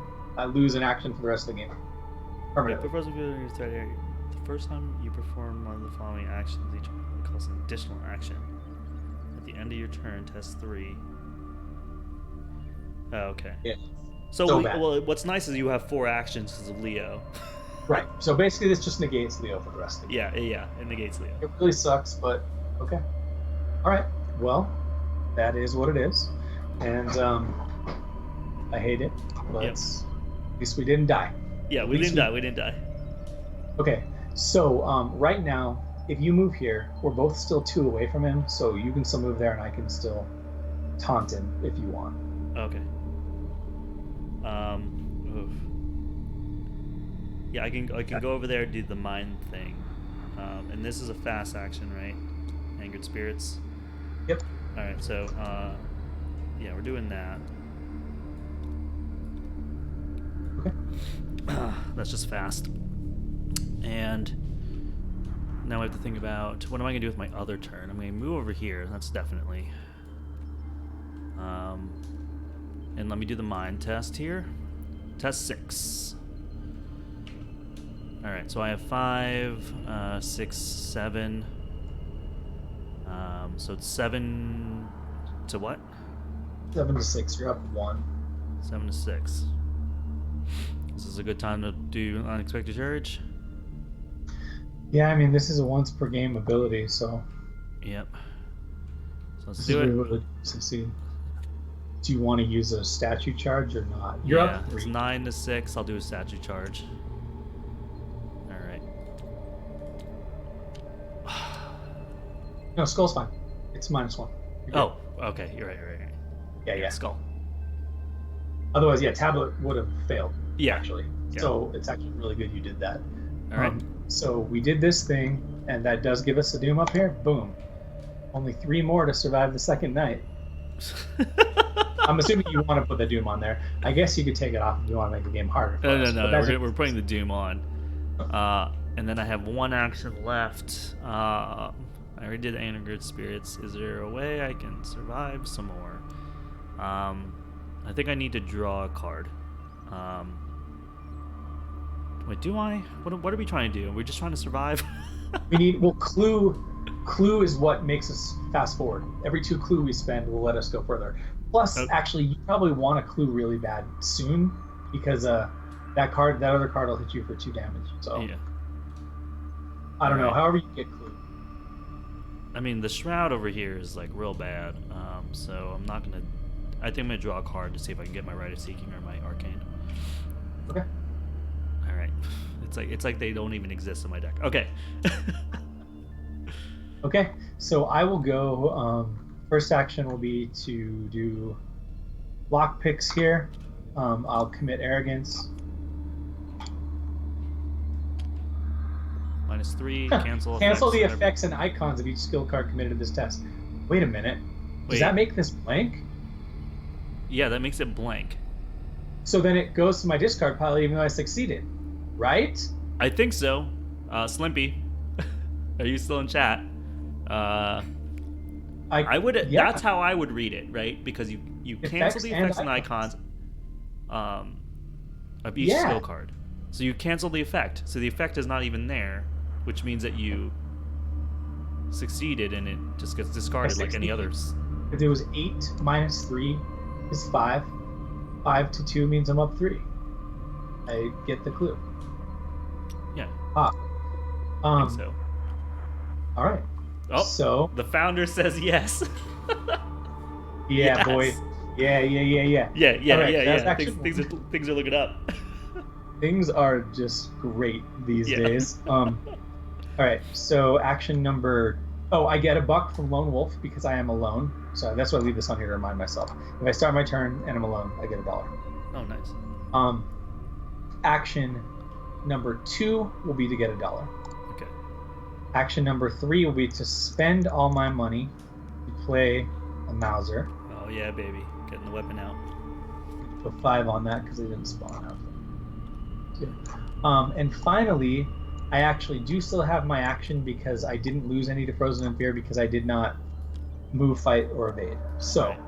I will spend my last action to get another $1. Oh, that's right. You did move, fight, or evade. Yeah. Awesome. Okay. Done. I'm done. Okay. You're done. So enemy phase. He moves. Yep. Then Jumps moves on on. you. That's it for enemy phase. So untap our stuff. I didn't draw a card off of Lucky Cigarette Case, but I'm actually okay with that right now. All right. So buck and a card. Buck and a card. Okay. Oh, thank God! You got some soak and you got your arcane initiative. Yeah, I got the initiative. So glad to see that. Yeah. All right. So Doom. get a doom, Okay. and then we Draw bad cards. Yep. Go ahead. Good luck. Twisted 2 as will. If there's no Doom in play, Twisted 2 as will gains Surge. Otherwise, test Willpower X, where X is the amount of Doom in play. If you fail, discard 2 cards from your hand at random. That's not so bad. So I'm doing Willpower against 3, right? Yeah, so you're a 7 to a 3. So 5, 6, 7. 7 to 3. Yep. Yeah. So yeah, there's no bad.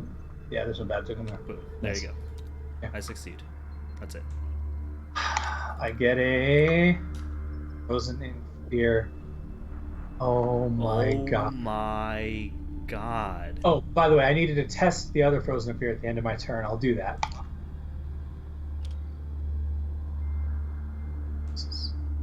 I lose both of the dollars that I had. Wait, Okay. why do you lose dollars? Because that's what this token says. That's what the. Oh, never mind. No, it's not, dude. Yeah. No, you're right. You're right. I don't. Yeah. I was thinking it's the Elder thing. Yeah. No, I don't lose my dollars. Thank you. I'm Yeah, zoomed I out. was gonna say, I was like, you just fail, so you just keep it. Yeah. You know, this is so bad to have both Frozen and Fears on me.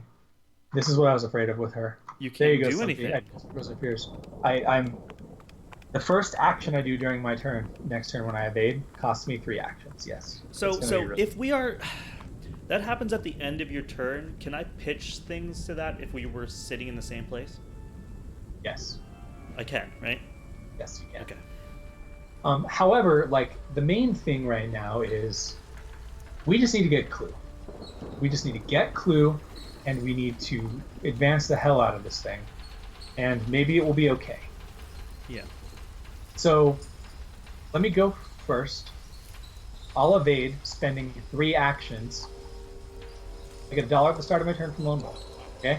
Yep. So I'll spend 3 actions. I'm currently 5 to 3. I will pitch. I only have 1 card in my hand. I'm not going to pitch anything right now because I want my Unexpected Courage to possibly get rid of this. So I have 2 attempts at this. No, I'm you just gonna don't. rip- You have 1 attempt at this. Oh. No, because it's only the first thing I do costs me that. So the first one costs 3 actions, the second one only costs 1. Got it. Okay. Got it. However, this right here succeeds because I'm up 3. Yep. Oh wait, no. I'm up only 2. I thought I was up 3. Oh, we Crap. have 3 Doom. Yeah. Okay. Yeah. That actually, I thought I was up 3. I was doing all the math. Yeah. Thinking I was avoiding skulls. Okay, well now I have to pitch this. Yep. I am up exactly 4. Yes, you are. Okay. Well, that's my whole turn. It could have been worse. Could have been a lot better. But it is what it is. I test this at the end of my turn now. Here we go. Here's my first Frozen in Fear. Fail. Here's my second Frozen in Fear. I fail. Yeah. Okay. I'm done. You can go. Okay. Where can I go to friggin'... I think you need to get your Arcane Initiate out and look for your Rite of Seeking. Oh yeah, I got my arcane. All right, yeah. Like that's how we not Boom. lose. There we go. Paid $1 for. She comes in with a Doom. Yes. So that does technically subtract 1 Doom from Right. the We're gonna exhaust her. We're gonna draw 3 cards. This, no, I can't pick up any of these. Okay. But what's nice is I get to reshuffle my deck. Yeah. So wasn't for naught. And then where are we at? Shroud 3 over here. Shroud 2 for clues. I don't have anything to really pitch for that. Just dig for your. Yeah, I can dig. I want to make sure that I'm too. Yeah, he's on you, right? He's not. Yeah, he's not coming for you. He's just gonna ready and knock back onto me. All right, we're digging. We're drawing 1 card. There it is, baby. And I need a buck. Okay. Yeah, because I drew both of these Frozen and Fierce, I don't get to do anything anymore this game other than evade. Yeah. All right. So I need money here. Oh, actually, hold on. Before I get my buck, I have alchemical transmutation. I forgot. Yeah. There you go. But the thing is, like, I take a damage if I get a bad thing. You could just kill the Arcane Initiate, in which case then we would lose the bad Doom. Oh, yeah, that's actually good. I'm going to do this. Yeah. Yeah, this actually works. Yeah, so I'm going to alchemical. I will test 5, 6, 7, 7 to 3. Wait. 7 to 1. Yeah, you. -2. So you get $3 because it says max. Okay, cool. Nice. That's it. So, that's it? Yep. All right, so I was going to spend 2 Doom to increase this, but because it no longer increases it because of the Doom on her, I'm not going to because it'll just make the skull worse. Although it actually won't matter because the skull I think max is at -5. So yeah, I'm just going to spend 2 right now and just. Wait, what are you spending 2 to do what? Increase. I'm doing the thing on the act deck. Oh, so yeah, spend 2 clues a group. Yeah. Yep. Oh. Wait, no. No, I'm not. And I'm gonna tell you why. I can always do that if I need to. However, the other option is I can spend 2 clues to automatically evade the Organist, which would mean that if I'm in a desperate situation, I don't have to trigger. That won't trigger my Frozen and Fears. Oh, interesting. It's an evade action, so I'm actually not going to do that right now. Okay, so we will then go to the enemy phase. He readies, hops back on me. Yep. Then ready our stuff up and get a card and a buck.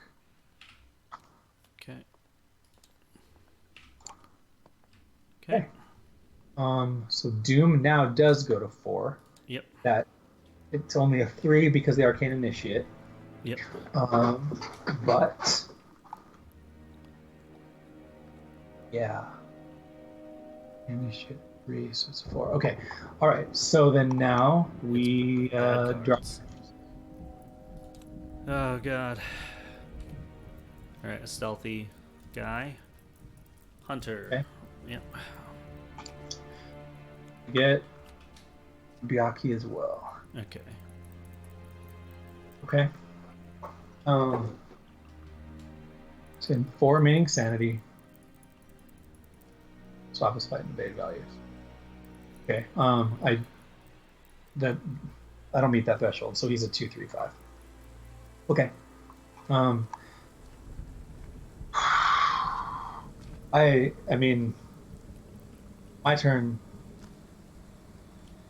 really sucks. Do you want to take it first, or do you want me to go first? Actually, it's not so bad. Okay. Yeah, let me go first. Okay. I get a buck for my turn starting because I'm of Lone Wolf. Lone Wolf, yep. I will spend 3 actions to shoot this Biaki with my gun here. So I spend one of these. 4 to 2. I will add. I don't have 2 different cards that are different. I'm just going to go up. No, that doesn't actually meet the Doom threshold. God, that's actually really, really frustrating. I just have to go for it. I just have to hope. What is it, 4 to 2? I'll be 4 to 2. Oh God. Okay. I gotta go more. 5 to 2. 5 to 2. It doesn't help with the skulls though. Oh my God. Okay. I'm in. Does he attack you back if you miss? No, only if he has retaliate. Okay. Okay. So I'm not completely screwed yet. My last action is going to be to evade him. God, he has a 5. I'm just gonna. This I think I have to succeed to ready it. Okay. Yeah. I'm just gonna attempt to evade him. 5 to 5. I'm not even boosting it. Oh my 5 gosh. to 5. Okay, I failed. Fail. So, this is not as bad as it looks. Are you sure? Yes, I am sure. It's not great, but it's not as bad as it looks. Okay. And I'll explain in a minute. Just take your turn, and don't worry about me. Okay. This guy is a piece of crap. Oh wait, hold on. It is as bad as it looks. Because even if you discard 2 clues to evade this guy, he's still going to hit you for 2 and 1, and then there's the sign of S up there. He's going to hit for 2 and 2. Yeah, that's. Yeah, I'm just gonna have to take 2 and 2. Yeah. But I will be evading. I have to evade him now. Yeah. Crap. I have to. I have to spend 2 clues. Yeah. All right. See you, Slimpy. Later, bro. All right. I gotta kill this guy that's on me.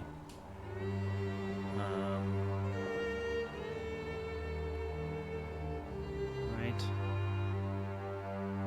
I could shriveling him with my last charge, and then bring out Rite of Seeking, and then Rite of Seeking. As I think what my turn's gonna be. I guess I'm gonna do my Arcane Initiate first.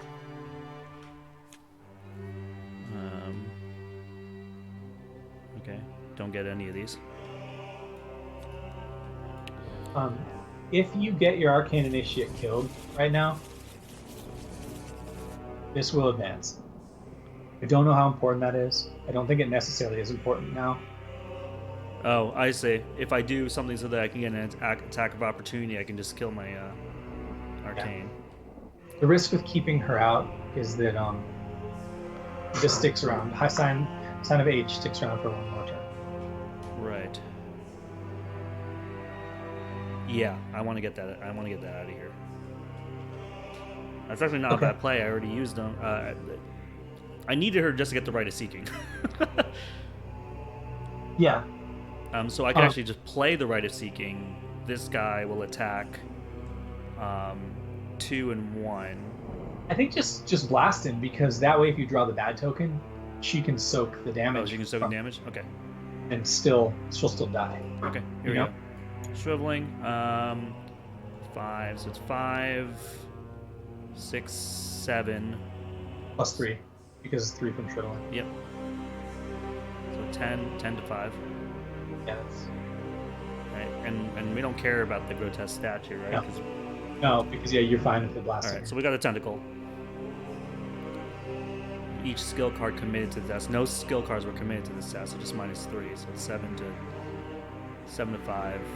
We get it. You blast it, and then you take 2 horror, which you can actually use to have her die. Yep. Oh, you do take 1 more horror though. It'll go on Holy Rosary. Okay, yeah, the sign of it. Yeah. Okay. She does die. We'll be advancing. Okay, so that was action 1. So we can advance this. Wait. Oh no, we have to wait for it to go to 5. Yeah, end of turn. We gotta get that Rising now. You just gotta get that clue. Yep. That's Rising is going to come out. It's going to replace this old Trimland. It's going to get an extra charge. And then we're going to Rise Seeking. So I'm going to have 5, 6, 7, 8, 9. So 9 to wherever I'm at. 9 to 3. 9 to 3. What's the bad thing of Rise Seeking? My actions. It's my last action anyway. Okay. Oh, I was thinking you spent the box for it. What was that? I don't think you paid for it. Did you? Did you pay for Rise Seeking? Oh no, I didn't. Good luck. All right. -4. Yeah, I'm good. You succeed. I succeed. Okay. All right, cool. That's too cool.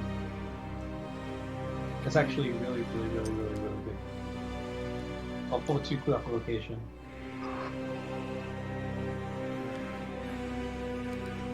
I get 2 of them, right? Yeah. Okay. And that's it. That's my turn. Okay, so this thing hits me for 1. It hits me for 2 and 2. Yeah. So I'll put 1 on Leo of each, 1 on myself. Okay. Then this thing readies and hops on me. Yep. All right. Then we get ready our stuff up. Get a harden a buck. Yep. Okay. Okay. Advance our doom and advance the act. So advance the act. So sign at H goes to discard. Yep. And we will advance this. Agenda 2B. A red sun rises.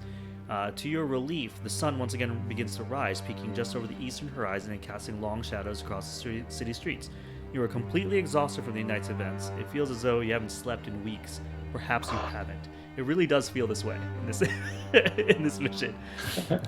Each investigator disengages from each enemy engaged with him or her and may move to a connecting location. Move the organist 1 location away from nearest investigator to a location with no investigators if possible.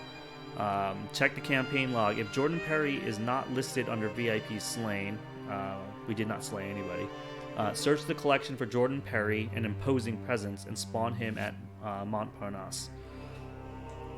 Okay, I'll shove this idiot here. Yeah.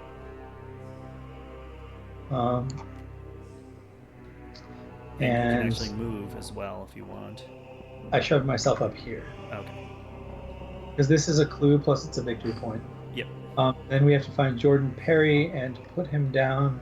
I'm just glad you're not there right now. Yeah, on his imposing presence side. Yep, there he is. And he goes Good. on Montparnasse. Yeah. Okay, so he's a real big jerk. Yeah, I remember him from the party. He's a big boy who just, heals forever. Yeah. Okay, and then that's it. You get a free move if you want it as well. For example, I to can move place... north and try to get these clues. Yeah. Yeah. Get away from big boy. Yeah. Okay, that's really good. And then you also get a free card draw there. All right. Okay, so then now I guess read Act or Agenda 3. Agenda 3, here we go. Agenda 3A, the third night. On the evening of your third night in Paris, a desperate resolve stirs within you. This cat and mouse game cannot go on any longer. One way or the other, this night will end it. While you have more conviction than doubt, this agenda reads, when checking the Doom threshold in Doom, blah blah blah, subtract the total Doom. Okay. So another 5 Doom. So we just need 5 more turns minus however much we can get rid of with... Yeah. Okay, so we draw our bad cards. Oh god. Like here. Alright, Twisted to his will. If there's no Doom in play, Twisted his will against Surge. Oh my god, right? Yep, Surge. Okay. Otherwise, wait. Otherwise, test it. Oh, so that's discarded, and I just search. Yep. Yep. Spires of Oh. Carcosa. Oh. I think I can ward a protection this thing, right? Yeah, I think so. Because that's going to cost us basically 2 doom. Yeah, I'm gonna We ward. can get rid of that. Clear that again. I'm gonna ward this. My Holy Rosary is dead. Oh god. Now we're both in like dire straits. Yeah, that was Okay. it. Open a card. Hey, go find the Man of the Pal Master in your deck, please. Oh, great. I mean that's fine right now. It's from spot. Okay, so you just draw him. Wait. If the Vampire is in play, wait. If the Vampire is not in play, search his bear's deck and discard form drawn and shuffle the bear's deck. Okay, so here he is. Okay, so 1, 2, And so where does he go? 2. Location farthest from all investigators. So basically anywhere, everywhere is within 2 of you, except for So basically you can go 1. You can go to any of these places. But it's also furthest from you, right? Yeah. So it's 1, gotta be 2, over here. 2, 1, 2, 1, 2, 3. 3. Yeah, you're right. Yep, that'll do it. Okay. Okay. God. All right. So, okay, I guess that's it. I mean, we survived. We survived. Yep. We have 2 clue. We can only do this thing once per round. So we're probably going to need to do that this round with one of us who's going to need to do it. So why don't you go first and see if you can get this clue? Oh, you get to draw a card if you want. This isn't. Any reaction is optional. Oh yeah, I'll draw a card. Okay. Ooh, nice. I got Fearless. Perfect. Yes. Okay. And that is a Shroud of 3 over here, right? Yep. On my location. You could go for it and like you could use your statue if you want to reduce the chance of your turn ending. Yeah, I think I'm going to. So it's 3, so I'm at 5, 6. If I do that, that's 7, 8. 8 to 3. I almost want to pitch my Fearless into it too, just to heal the 2 horror. Yeah, I mean that's the only other thing is you could pitch it into like my test for Frozen in Fear, and you'll still heal the 2 horror. Oh, but okay.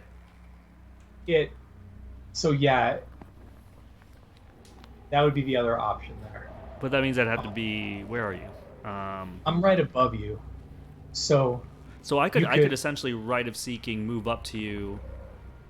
What are you going to do with your turn? Let's go hide in this corner. I don't want to take this hit from this thing right now, but I can't run into it because then the organist will hop on me. So what I was thinking is moving over there. Yeah. So I should try to get this clue, then move over there. Yeah, I think so. I think that's probably the best bet right now. Okay. So if I Rite of Seeking right now, it's 5, 6, 7, 8 to 3. So yeah, I don't really have to pitch anything for it. I can just do a grotesque statue.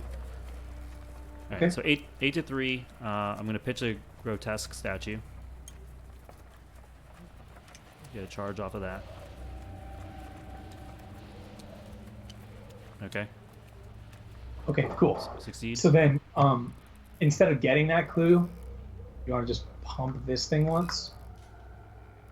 Basically, take the 2 clue and then immediately pump the Doom. Sorry, it's that ability. Yes, absolutely. Then you'll still have enough to soak the card. Yeah, absolutely. That's like we were just trying to get this Doom deck going. Right. Okay, and then I'll take the clue off this location. Yep, and then I'm gonna move over here, and then so the cemetery. Here we go. 4 clues here. That's great. 2 Shroud. Force after an enemy moves into the cemetery, it gets +1 horror value for the remainder of the round. Oops. Okay. Okay, and now it's my final action. I can actually do another Rite of Seeking. Oh yeah, that'd be awesome. So let's do a Rite of Seeking. I don't need to do the statue on this one. Okay. And what is the shroud value up there? 2. 2. So it's the same thing as what I did before. So 5, 6, 7, 8, 8 to 2. We got -2. Okay, Yeah, be good. So your turn would end, but it was going to end anyway. I'll pull 2 clues off of here for you. Yep, thank you. Okay. So my turn, I think, is really simple. It's going to be effectively 2 actions because of Frozen in Fear. Yep. So I'll pay. I'll get $1 for my turn starting because of Lone Wolf. Yep.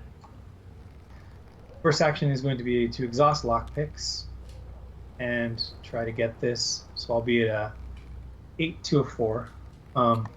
That's fine by me.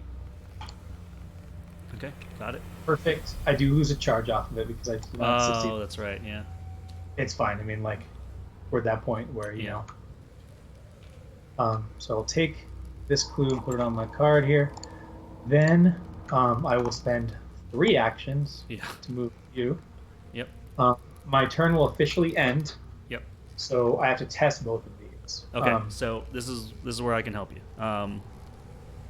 So what do you want me to pitch? So right now you're testing against what, 3?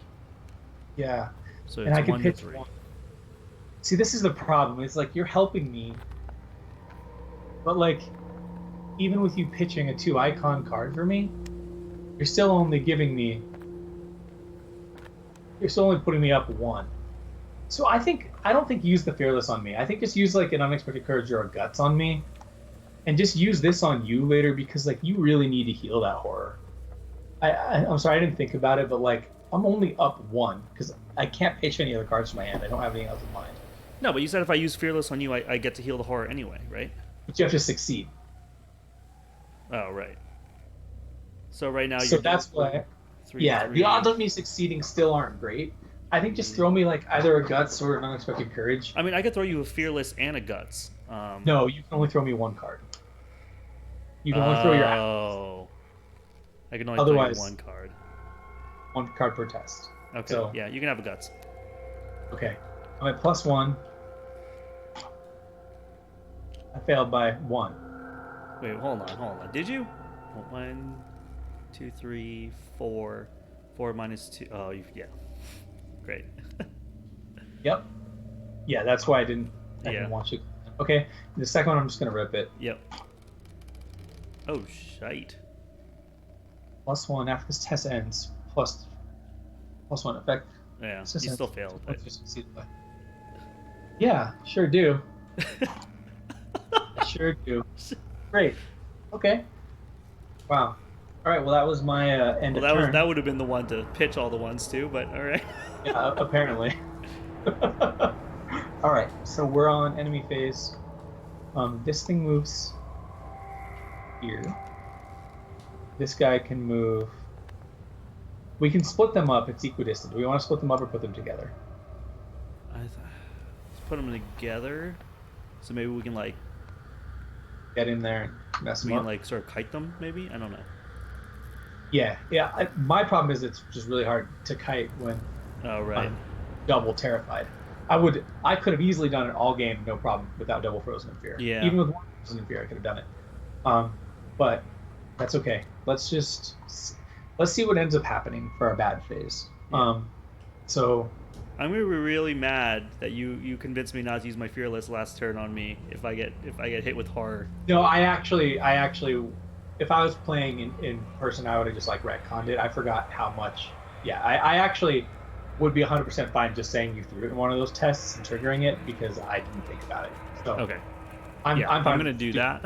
If that was what you were originally going to do, and I talked you out of it because I forgot how bad I am. So yeah, just do that and just heal too. Okay, Because there you that's exactly whatever.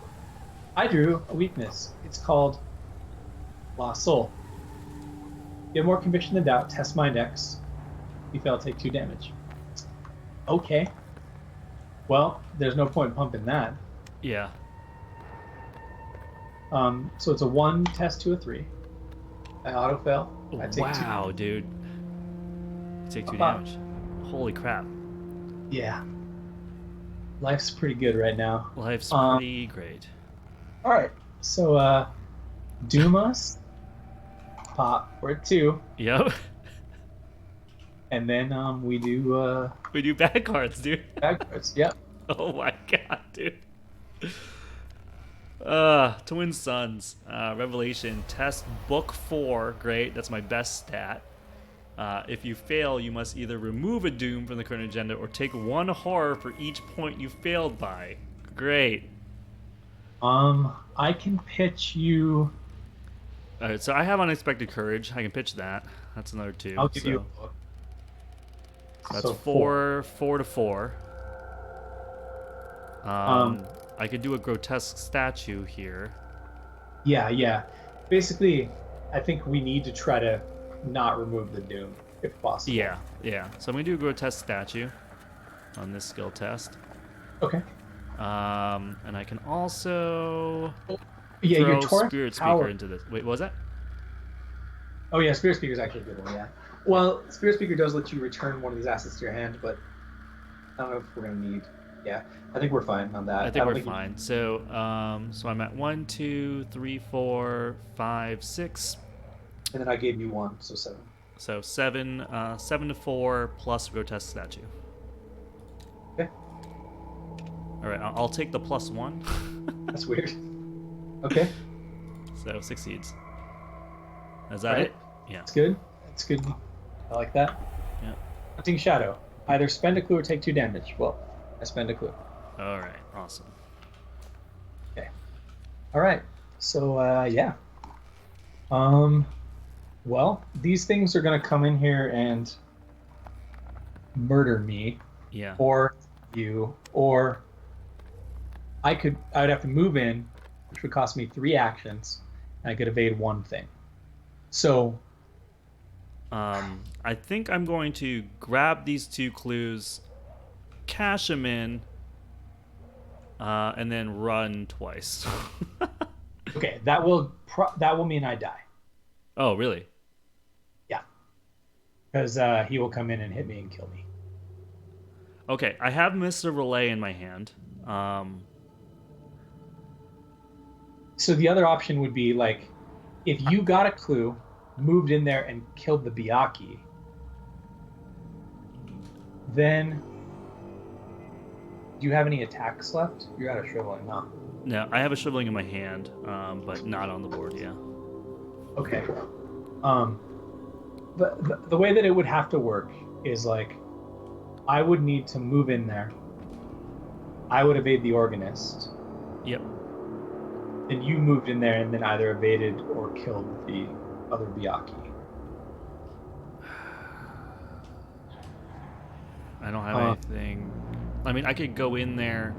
The shriveling I have in my hand is the only one that gives me. It only gives me +1 damage. Yeah.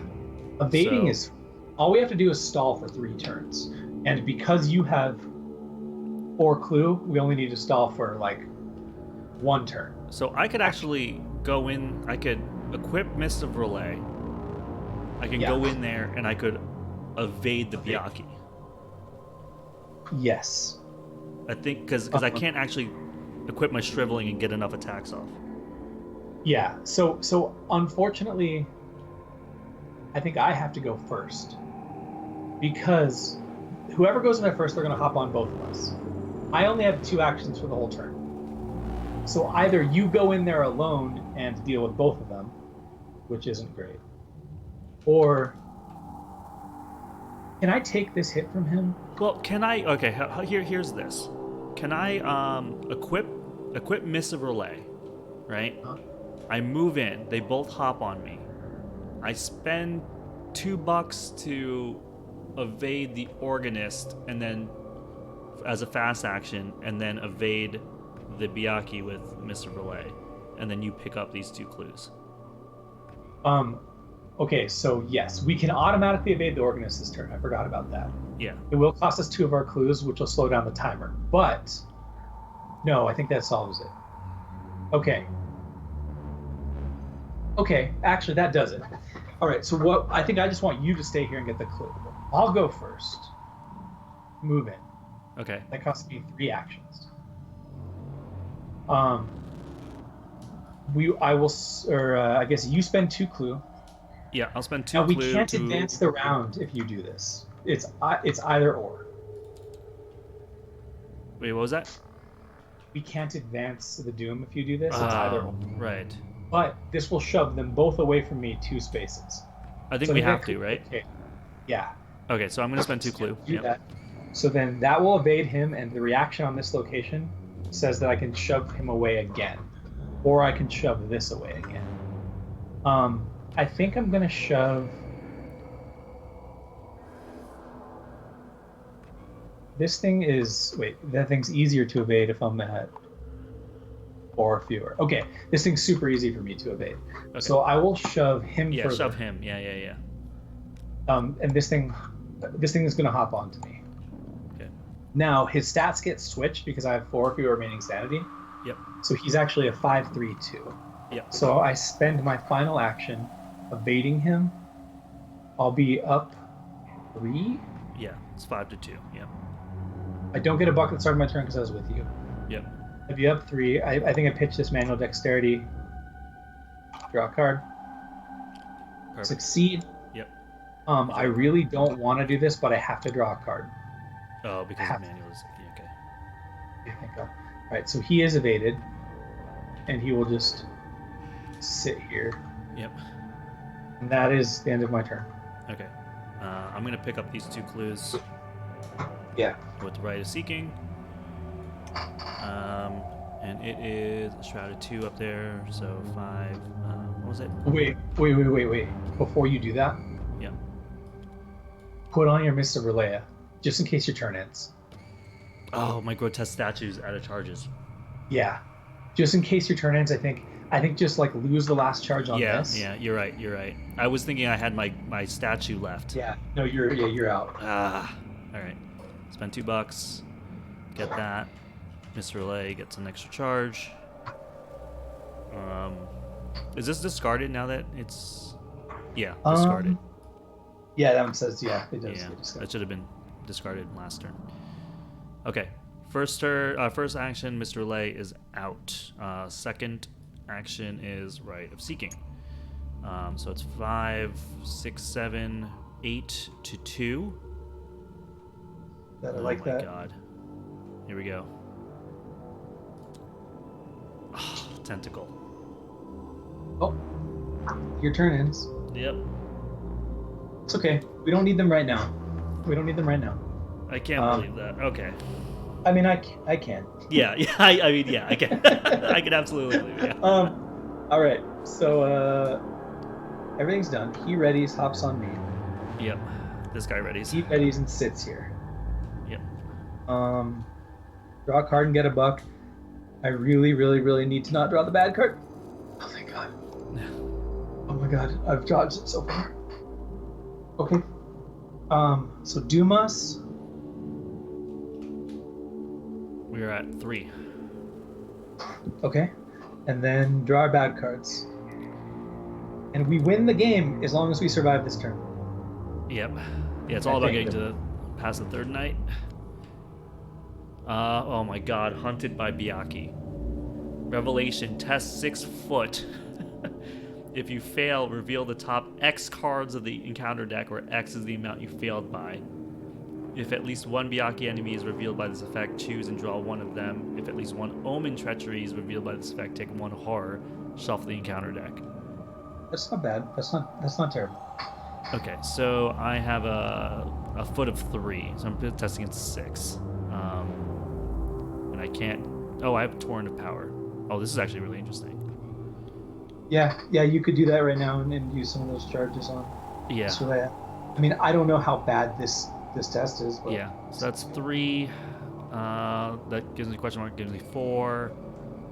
I can toss a couple of these. 5, 6. And now I'm 6 to 6. Yeah, that sucks, but it still makes sense because it's how much you fail by. Yeah. And I think I want these charges on Mr. Relay. Yeah. I honestly, at this point, I'm not even sure it's worth pitching a card to. You know? Yeah. I mean, I don't know. Maybe it is. Like, yeah, if you're feeling it, dude, you gotta do your heart. Yeah, this is what I'm gonna do. So it's 6 to 6 here. Okay, good luck. -3, I think. Yeah, minus Minus three. 3. It's 3 cards. All right. All right, let's flip them. So God. up here, I guess here 1. Wait, where are you? 2. I'm putting them right above your sheet. Oh, okay. 3.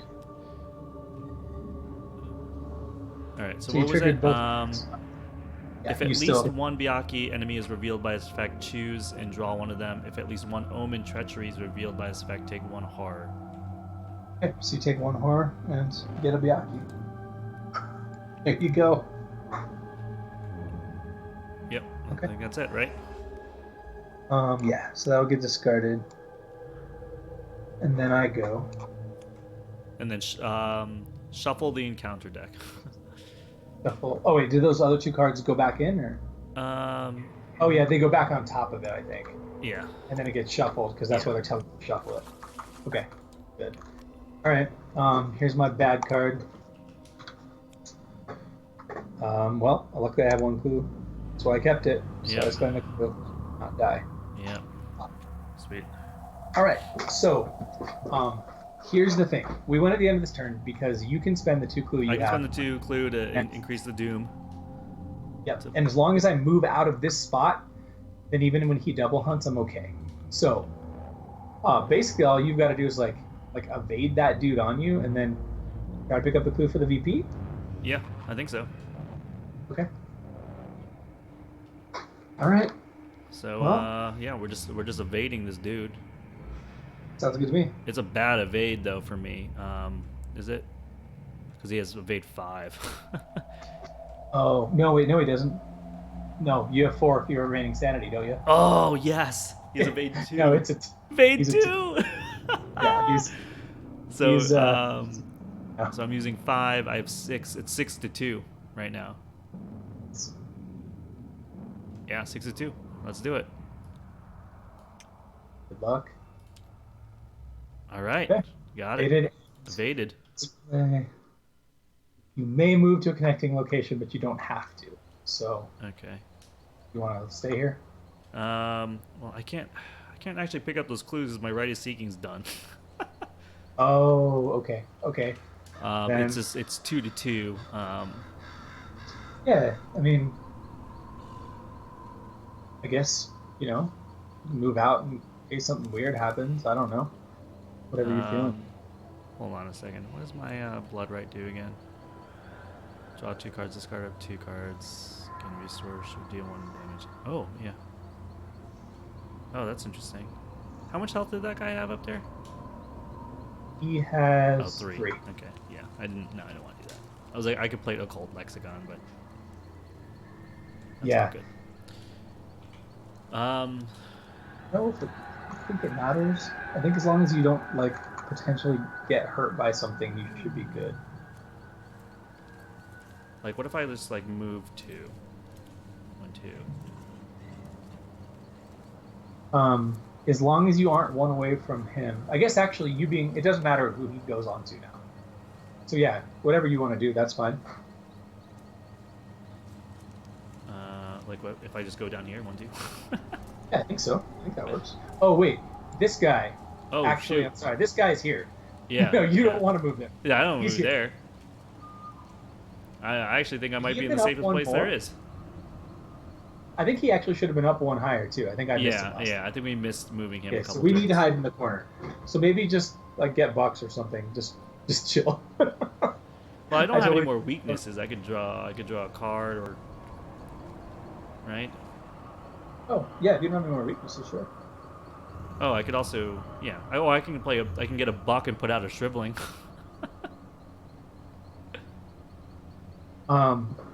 Yeah. I don't even know like the end of the game I- is just what we're waiting to the end. Yeah, I think we just win. I think we win as soon as the Mythos happens. I'm pretty sure we just win.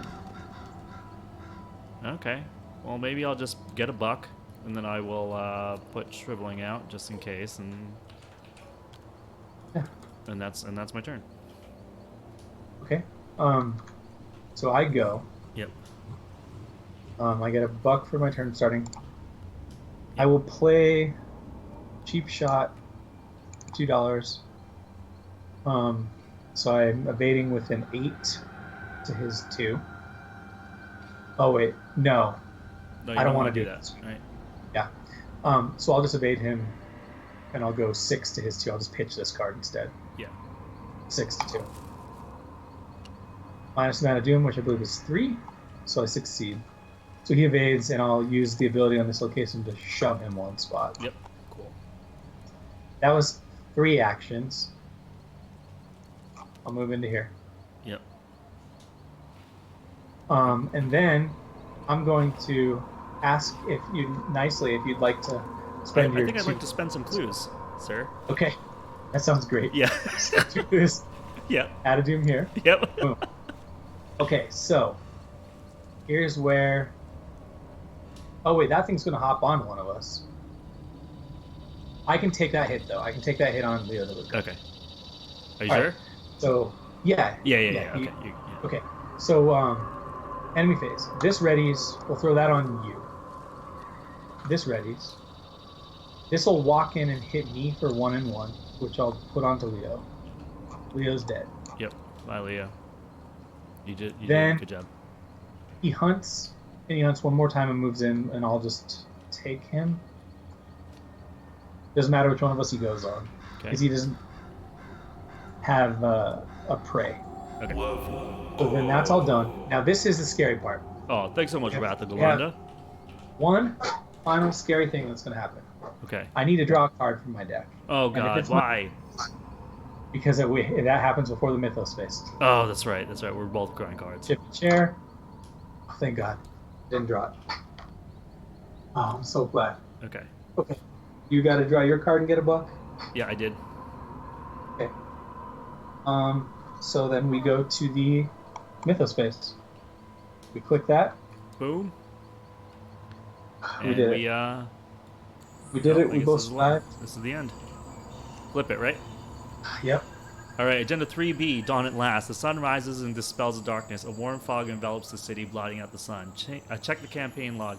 If you have more conviction than doubt, advance to Act 2B. Okay, so flip that over. Oh, okay. For a second, I was like, Agenda 2B? I was like, we're going backwards? All right. Shepherd's Crook, Act 2B. You lose track of yourself within the city as you flee for your life. Your feet move of their own accord. The beating of sinewy wings and screeching of creatures above you spurs you onward. Soon you find yourself running down a narrow avenue, passing a set of heavy iron gates. You are in a dead end, a court with tall old houses on either side. You turn back towards the entrance and breathe a sigh of relief as you see the sun rising once more over the skyline of Paris. As though dispersed by the sunlight, the figure that had been chasing you folds into the shadows and vanishes. Just as you're about to leave, you spot a plaque next to a red-brown door atop a steep, narrow staircase. It reads, N. Engram. Check campaign log. If you intruded on a secret meeting, proceed to Resolution 2. Otherwise, proceed to Resolution 1. Resolution 1. Yep. Yeah, we did know. Okay. So, I'm putting that down here. Okay. And, let's see. Resolution 1.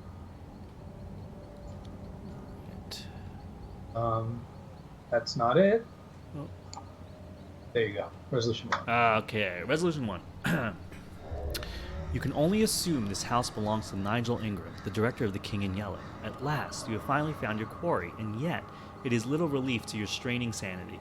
You feel like a dog being led by a leash, your fate decided by a cruel master who has long kept you in the dark. You push these gloomy thoughts to the back of your mind and knock on Mr. Ingram's door. There is no response but a flock of magpies that scatter from the rooftop with a sudden noise. You try the doorknob, hoping you won't have to resort to more forceful measures. To your surprise, you find the door unlocked. Inside, Nigel's home is a mess of notes, old books, and strange diagrams. Covering the coffee table in his living room is an old faded map bearing many fold creases and tattered edges. It looks to be an incomplete map of the catacombs beneath Paris, or at least a section of it. The food in his pantry is old and rotten. There is no sign of anyone having lived here for years, and yet the ink upon the living room walls is wet and fresh. Over and over, across nearly every inch of the wallpaper, it reads, he is already here. So record in your campaign log that you found Nigel's home. We remove all elder things and insect-looking things from the chaos bag, then add 2 hooded cultists tokens to the bag. Okay. And then if Jordan Perry in opposing presence is in the victory display, record his name in your campaign log under VIP slain, but he was not. Each investigator earns experience equal to the victory X value of each card in the victory display. So we have to do a count here. It's 3, 2, 3. There's 1, 2. 2. And then this one had it on it, but we didn't get it. Yeah. So just the 2. That's rough. All right. Wait, is that it? Got it. Okay. Yeah, that's it. That is it. All right. So nothing changed there for conviction or doubt. All right. Yeah. We didn't do chasing the stranger because he's just sitting down there. Yep. Okay. I guess then, like, we had so many close encounters where either one of us could have died there. Yeah, so many times. It was really, really scary. I was like on the verge for so much of that game. Yeah. Yep. I have to say I've always been like a little mad at Matt Newman for making this Frozen Fear card because trying to make an investigator with 1 mind handle that even on like normal mode is bananas. I can't believe you got 2 of these. Getting to them, it definitely should say limit 1 per investigator. And the other final big thing is like a lot of the new cards nowadays will have something that says like, do an action, test mind 3 to get rid of this. And if it says that, you can actually test it for me. You can test something in my threat area. Oh, nice. However, I like that. Right. The problem with Frozen in Fear is because it's not a voluntary test, I have to take it, making my 1 mind investigator stuck with it. Right. Ever. So, yeah. The only way to get rid of it is yellow has a card. Joe was playing it that was like, you can either heal 2 horror or clear a terror from somebody. Oh, yeah. So, yeah. I can't think of anything else that does it. For some reason, I want to say purple got something at some point, but I'd have to go look.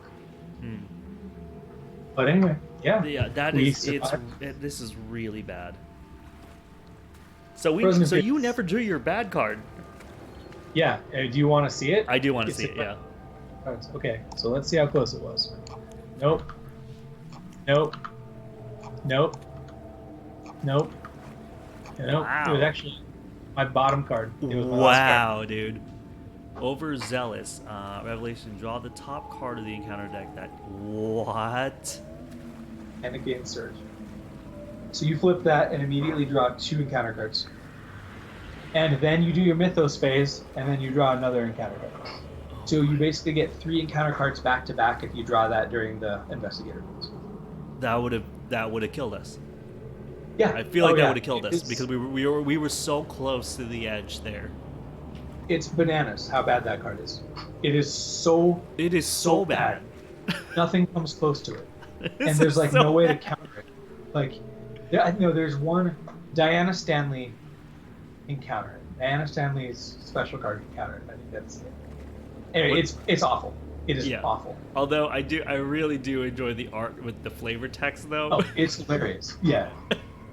Never been less scared. This dude. Yeah, he's not been scared. No, it is. I've had it in like one other campaign. I think I had it on Akachi once, and I was like, well, it's just, it's really bad. Well, okay. Well, I mean, okay. We survived. We were on the verge, but we survived. We didn't take any mental trauma. We didn't take any physical trauma, although we were like damn close. I got rid of my really bad weakness, and now it's just like a semi-bad weakness again. It actually helped us. It helped that? us just a little bit. Your weakness actually helped us a little bit. This was the perfect mission to get that weakness because it advanced the. It was actually actually awesome. But what an interesting mission overall! Just this whole like pushing the doom kind of thing. Yeah. Really kind of No, crazy. Yeah, and then actually having the Arcane Initiate out was like, it sucked. Yeah. It I was. was like, are you kidding me? Yep. Oh man, Yep. I wish we got the clues in this last one, man. Just get another VP, but we both banked one VP from last, so I think we're both starting with 3 VP, which is great. So 3, we'll have 3. I'll add that there. Oh, I see. You added this new card over here. Cool. Yeah. It was kind of all I could fit it on. Add Lost Soul weaknesses to our decks. Does that remain? Yes, it does. So No. yeah, actually, go add that on Arkham DB. Yes, it sure does. Okay. Lost Soul's weaknesses to our deck. We found Nigel's home, and the Cultist tokens are now in the bag. Okay. Great. In fact, I'll go put that on my deck right now. Oh, great. Oh, I have to put my man the Paladin Mask back in my deck too. Damn it. Wait, All right. hold on. Do I still have it in my discard pile here? The Lost Soul card? Or did I not even... You didn't draw it. Oh, yeah, You didn't okay, yeah. I was going to say I didn't draw it. But yeah, there it is. Lost Soul. Okay. That's updated there. Yeah. All right. Backup. Yeah, it just stinks because you would rather have it we have more doubt than conviction. I would rather have it we have more conviction than doubt. Yeah. That's great. That rocks. It. All right. So, man, there was a lot to like about this this mission. I like how it started. All that choose your own adventure sort of stuff. I wonder like how much of that flip-flopping actually leads you like to the same place. I didn't want to read any of the other dreams, but it was really fun just to like sort of bounce around just to get to the start of this, right? And then so that's why like at the end there it just ended so quickly. I was expecting to go through another web of like web of stuff, and it was kind of just like here's a resolution, like take your XP and go away. Oh yeah, the fact it didn't have that kind of thing at the end. No, I hear you. It is abrupt, but I actually have always really enjoyed this mission. Return to Carcosa, adding those 2 hidden in the shadows, is good because a lot of the time, if you learn to the whole kite in the 2 spaces thing, and you have something decent evade, you can pull it off. But that figure in the shadows thing creates some complications, right? If getting the bonus moved and all that. Yeah. So, and it's cool that all these locations here basically had another version of them. There's like a whole pile of 9 over here to the left that all of these could have been. Oh, cool. Yeah, I'm actually curious about what all of these are. After you reveal, you must either take 2 heart or shuffle all non-weakness cards from your hand into your deck and then draw. Oh my god, just going here. That could be fine though, because maybe you have a bad hand and you want to cycle it. No, but you must either take 2 heart. Okay, I thought it was you take 2 heart and. Yeah. Okay. Was there anything else we didn't get to? Oh yeah, over here the opera. While investigating, double the number of skill icons. Oh, that's cool. Because it has a high shroud, I guess. Yeah. And then this would have been the other victory point one. So. Oh yeah. But yeah, so there only was 4 total in there. All right. So we got half of them. Yeah. Not too bad. All right.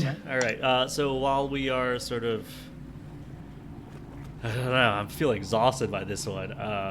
While I'm letting it all wash over me, I'm going to spin a wheel for Wrath of Galanda. Thank you so much for the resub. Really appreciate it.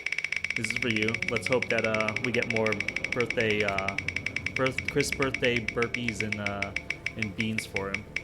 That'd be great. And again, if you guys, it's Chris's birthday. 10 burpees for Chris. Awesome. He's up to 97. So yeah, if you want to send him a happy birthday on his Twitter at Chris Mittens, go for it, or just at the Crit Camp, or in Discord. Tell him happy birthday. Dude, what is the next? What's the next thing we got here? Oh, the return to the Pallid Mask. Yep. This one is one of the fan favorites I've heard. I like it. I think it's really cool. I've always enjoyed this one. 3 more to go, dude. So the Pallid Mask, Black Star's Rise, and Dim Carcosa at the very, very end. I gotta be honest with you, man. I really thought I was gonna lose Akachi like today, and I thought that I was gonna have to jump in with some new trash tier character going into the next one. I was really the end of the last mission survive. scared you so much. I will tell you that is actually extremely rare. Okay. That somebody dying on a mission kills them. That's why it's so blindsiding, and it's weird now because now that you've had this experience and you've seen it happen, you're gonna be traumatized for like the rest of the time you ever play Arkham, and you're gonna think that's like a relatively like normal thing. Well, and no, it dude, is. like this gave me mental trauma. Like you got committed, and now I have mental trauma that I'm carrying with me. Like it's like real. I hear you on that one. No, it is not very often that happens. It's a very rare treat, and I happen to earn it. Nice. I'm very excited to see what the next one is. This was another really cool mission, and I gotta say the debut of Winifred over here, Winifred Habermock. I really like her a lot, dude. She was really cool, really fun. Like for the first 2/3 of the campaign, I loved her until I got the Frozen and Fears. Like until you got the Frozen and Fears. And it was funny was like you even got the first one. It was all good because you still had Leo DeLuca, so it was sort of like you could still do things. It was a hindrance, but you could still move. Once you got the double, it was really bad. But I don't know. It's almost like if anybody else had the 2, like if I had the 2, I really would have been sunk. Right? No, you would have just passed the test. It's a Mind 3 test. Oh yeah, that's right. I forgot about that. If you part, had drawn them, it would have been amazing. That's why I run this card in my deck. What is this one here? You handled it. Oh yeah. Yeah, that would have given you a little gift of Frozen in Fear. But those were also on the bottom of my deck. Yeah. I drew that like last turn, and then the other one I never saw. So yeah. But yeah. But like I don't know. There's something about the there was a like sort of a quickness of the play style, and things were happening, and they were so dynamic that it like felt really cool, right? And I think because the way Joey D and Akachi both played, it was really just like set up and then go, and then set up and then go, and then this one was sort of like this going into this, going into this, going to this. Like I'm gonna dump my hand, I'm gonna draw a new hand. I'm gonna play fast and loose. So it was sort of like exciting to see play style that way, I think. Yeah, no, I think she's awesome, and actually, I'm actually really sad I have Overzealous in this deck because I wanted to be like really like reckless and tear through my deck. Yeah.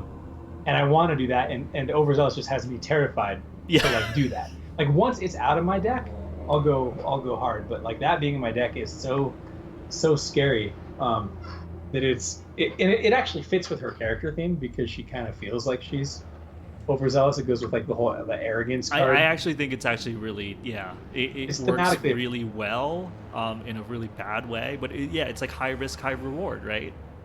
Yeah. Oh my gosh. But I really dug her, man. This I gotta tell you, this Lockpicks card is freaking phenomenal. Yeah. That was really great. Lone Wolf was really great too, particularly in this setup where we're always alone. Mm-hmm. Lone Wolf is an incredible card. Yeah. So I don't know. I was really excited to play this scenario just to see a new character, but also particularly to see a green character, because I mean we had the conversation before where when I was looking at a bunch of characters, and for some reason I was like, oh, the green seems like they're really fun, but I didn't know if they were going to be viable in, I to me it felt like a green character only like needed to be like in like a 3-person team or a 4-person team, because I couldn't really wrap my head around the deck or their mechanics, and to me I was just like, it seems like fun but like not viable, but totally viable if you build them a certain way. Yeah, no, for sure. And there's some really cool cards that I plan on throwing in here too that are going to be pretty neat.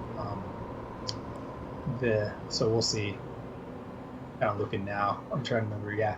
So Yeah. I think that's going to be, a lot of fun too to um, upgrade some new stuff that I Yeah. haven't gotten to. Wow. Yeah, totally. It was totally awesome. I was jealous about how many cards you were drawing, and I was also jealous with how much resources you were gaining. That was like you ended the game with 9 resources, which was kind of like Yeah. freaking banana town. But Groggy Grognard says it's too bad. Yeah, yeah. The mod is not available. It's a bummer for sure. Um, but we're trying to complete this campaign with what we got.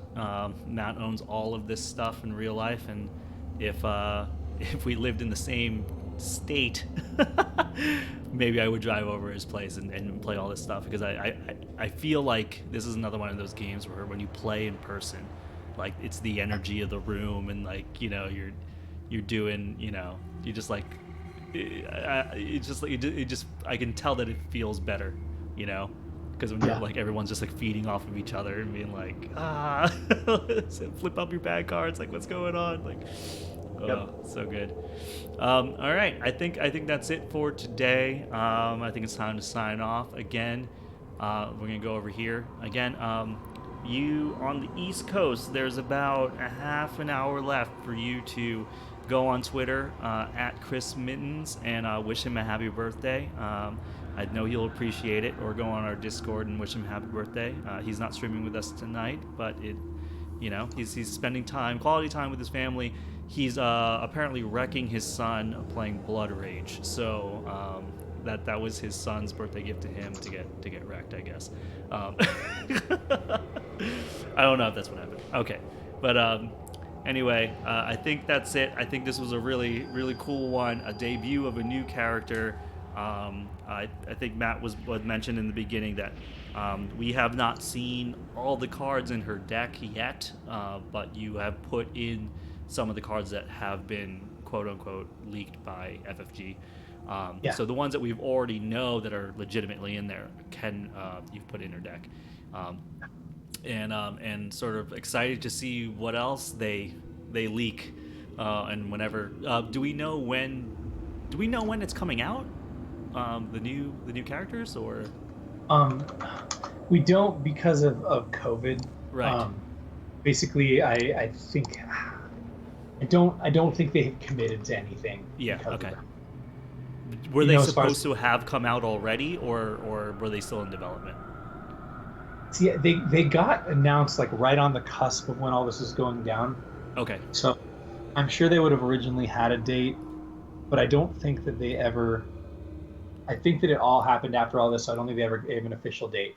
But I think that they have announced kind of like when it's going to come out in the lineup. Uh huh. And that I have to go double check because I can't remember if it's coming out. I think they're coming out right before the new campaign, the Innsmouth campaign, Okay. like, so that you could use them with it. Although the Innsmouth box also has investigators in it too, so that's what you have to double check. It's either right before or right after the Innsmouth campaign starts. Okay. Yeah, because if the box comes with investigators, then it doesn't necessarily need to be released at the same time. Um, yeah. Okay. Cool. Yeah, Well, there you go, guys. A sneak peek at one of the new characters, all rogue, all the time. Really, really cool. And if the other ones play as exciting as that, man, I'm like excited to try any of those. So totally, totally cool. Love it. So, guys, that was the end of episode 5. Tune in next Monday for episode 6. And let's say have a good week. Play lots of games. Chris and I will be playing. We'll be streaming on Wednesday and Thursday during the day, 1 p.m. Eastern. We don't know what we're gonna play yet. Most likely, one of those days will be Zombicide, because we're trying to push through on that so we can get to Invader. And just a quick note. We are moving and grooving with the setup of Invader, since there's no companion app, so we're gonna have to do it old school.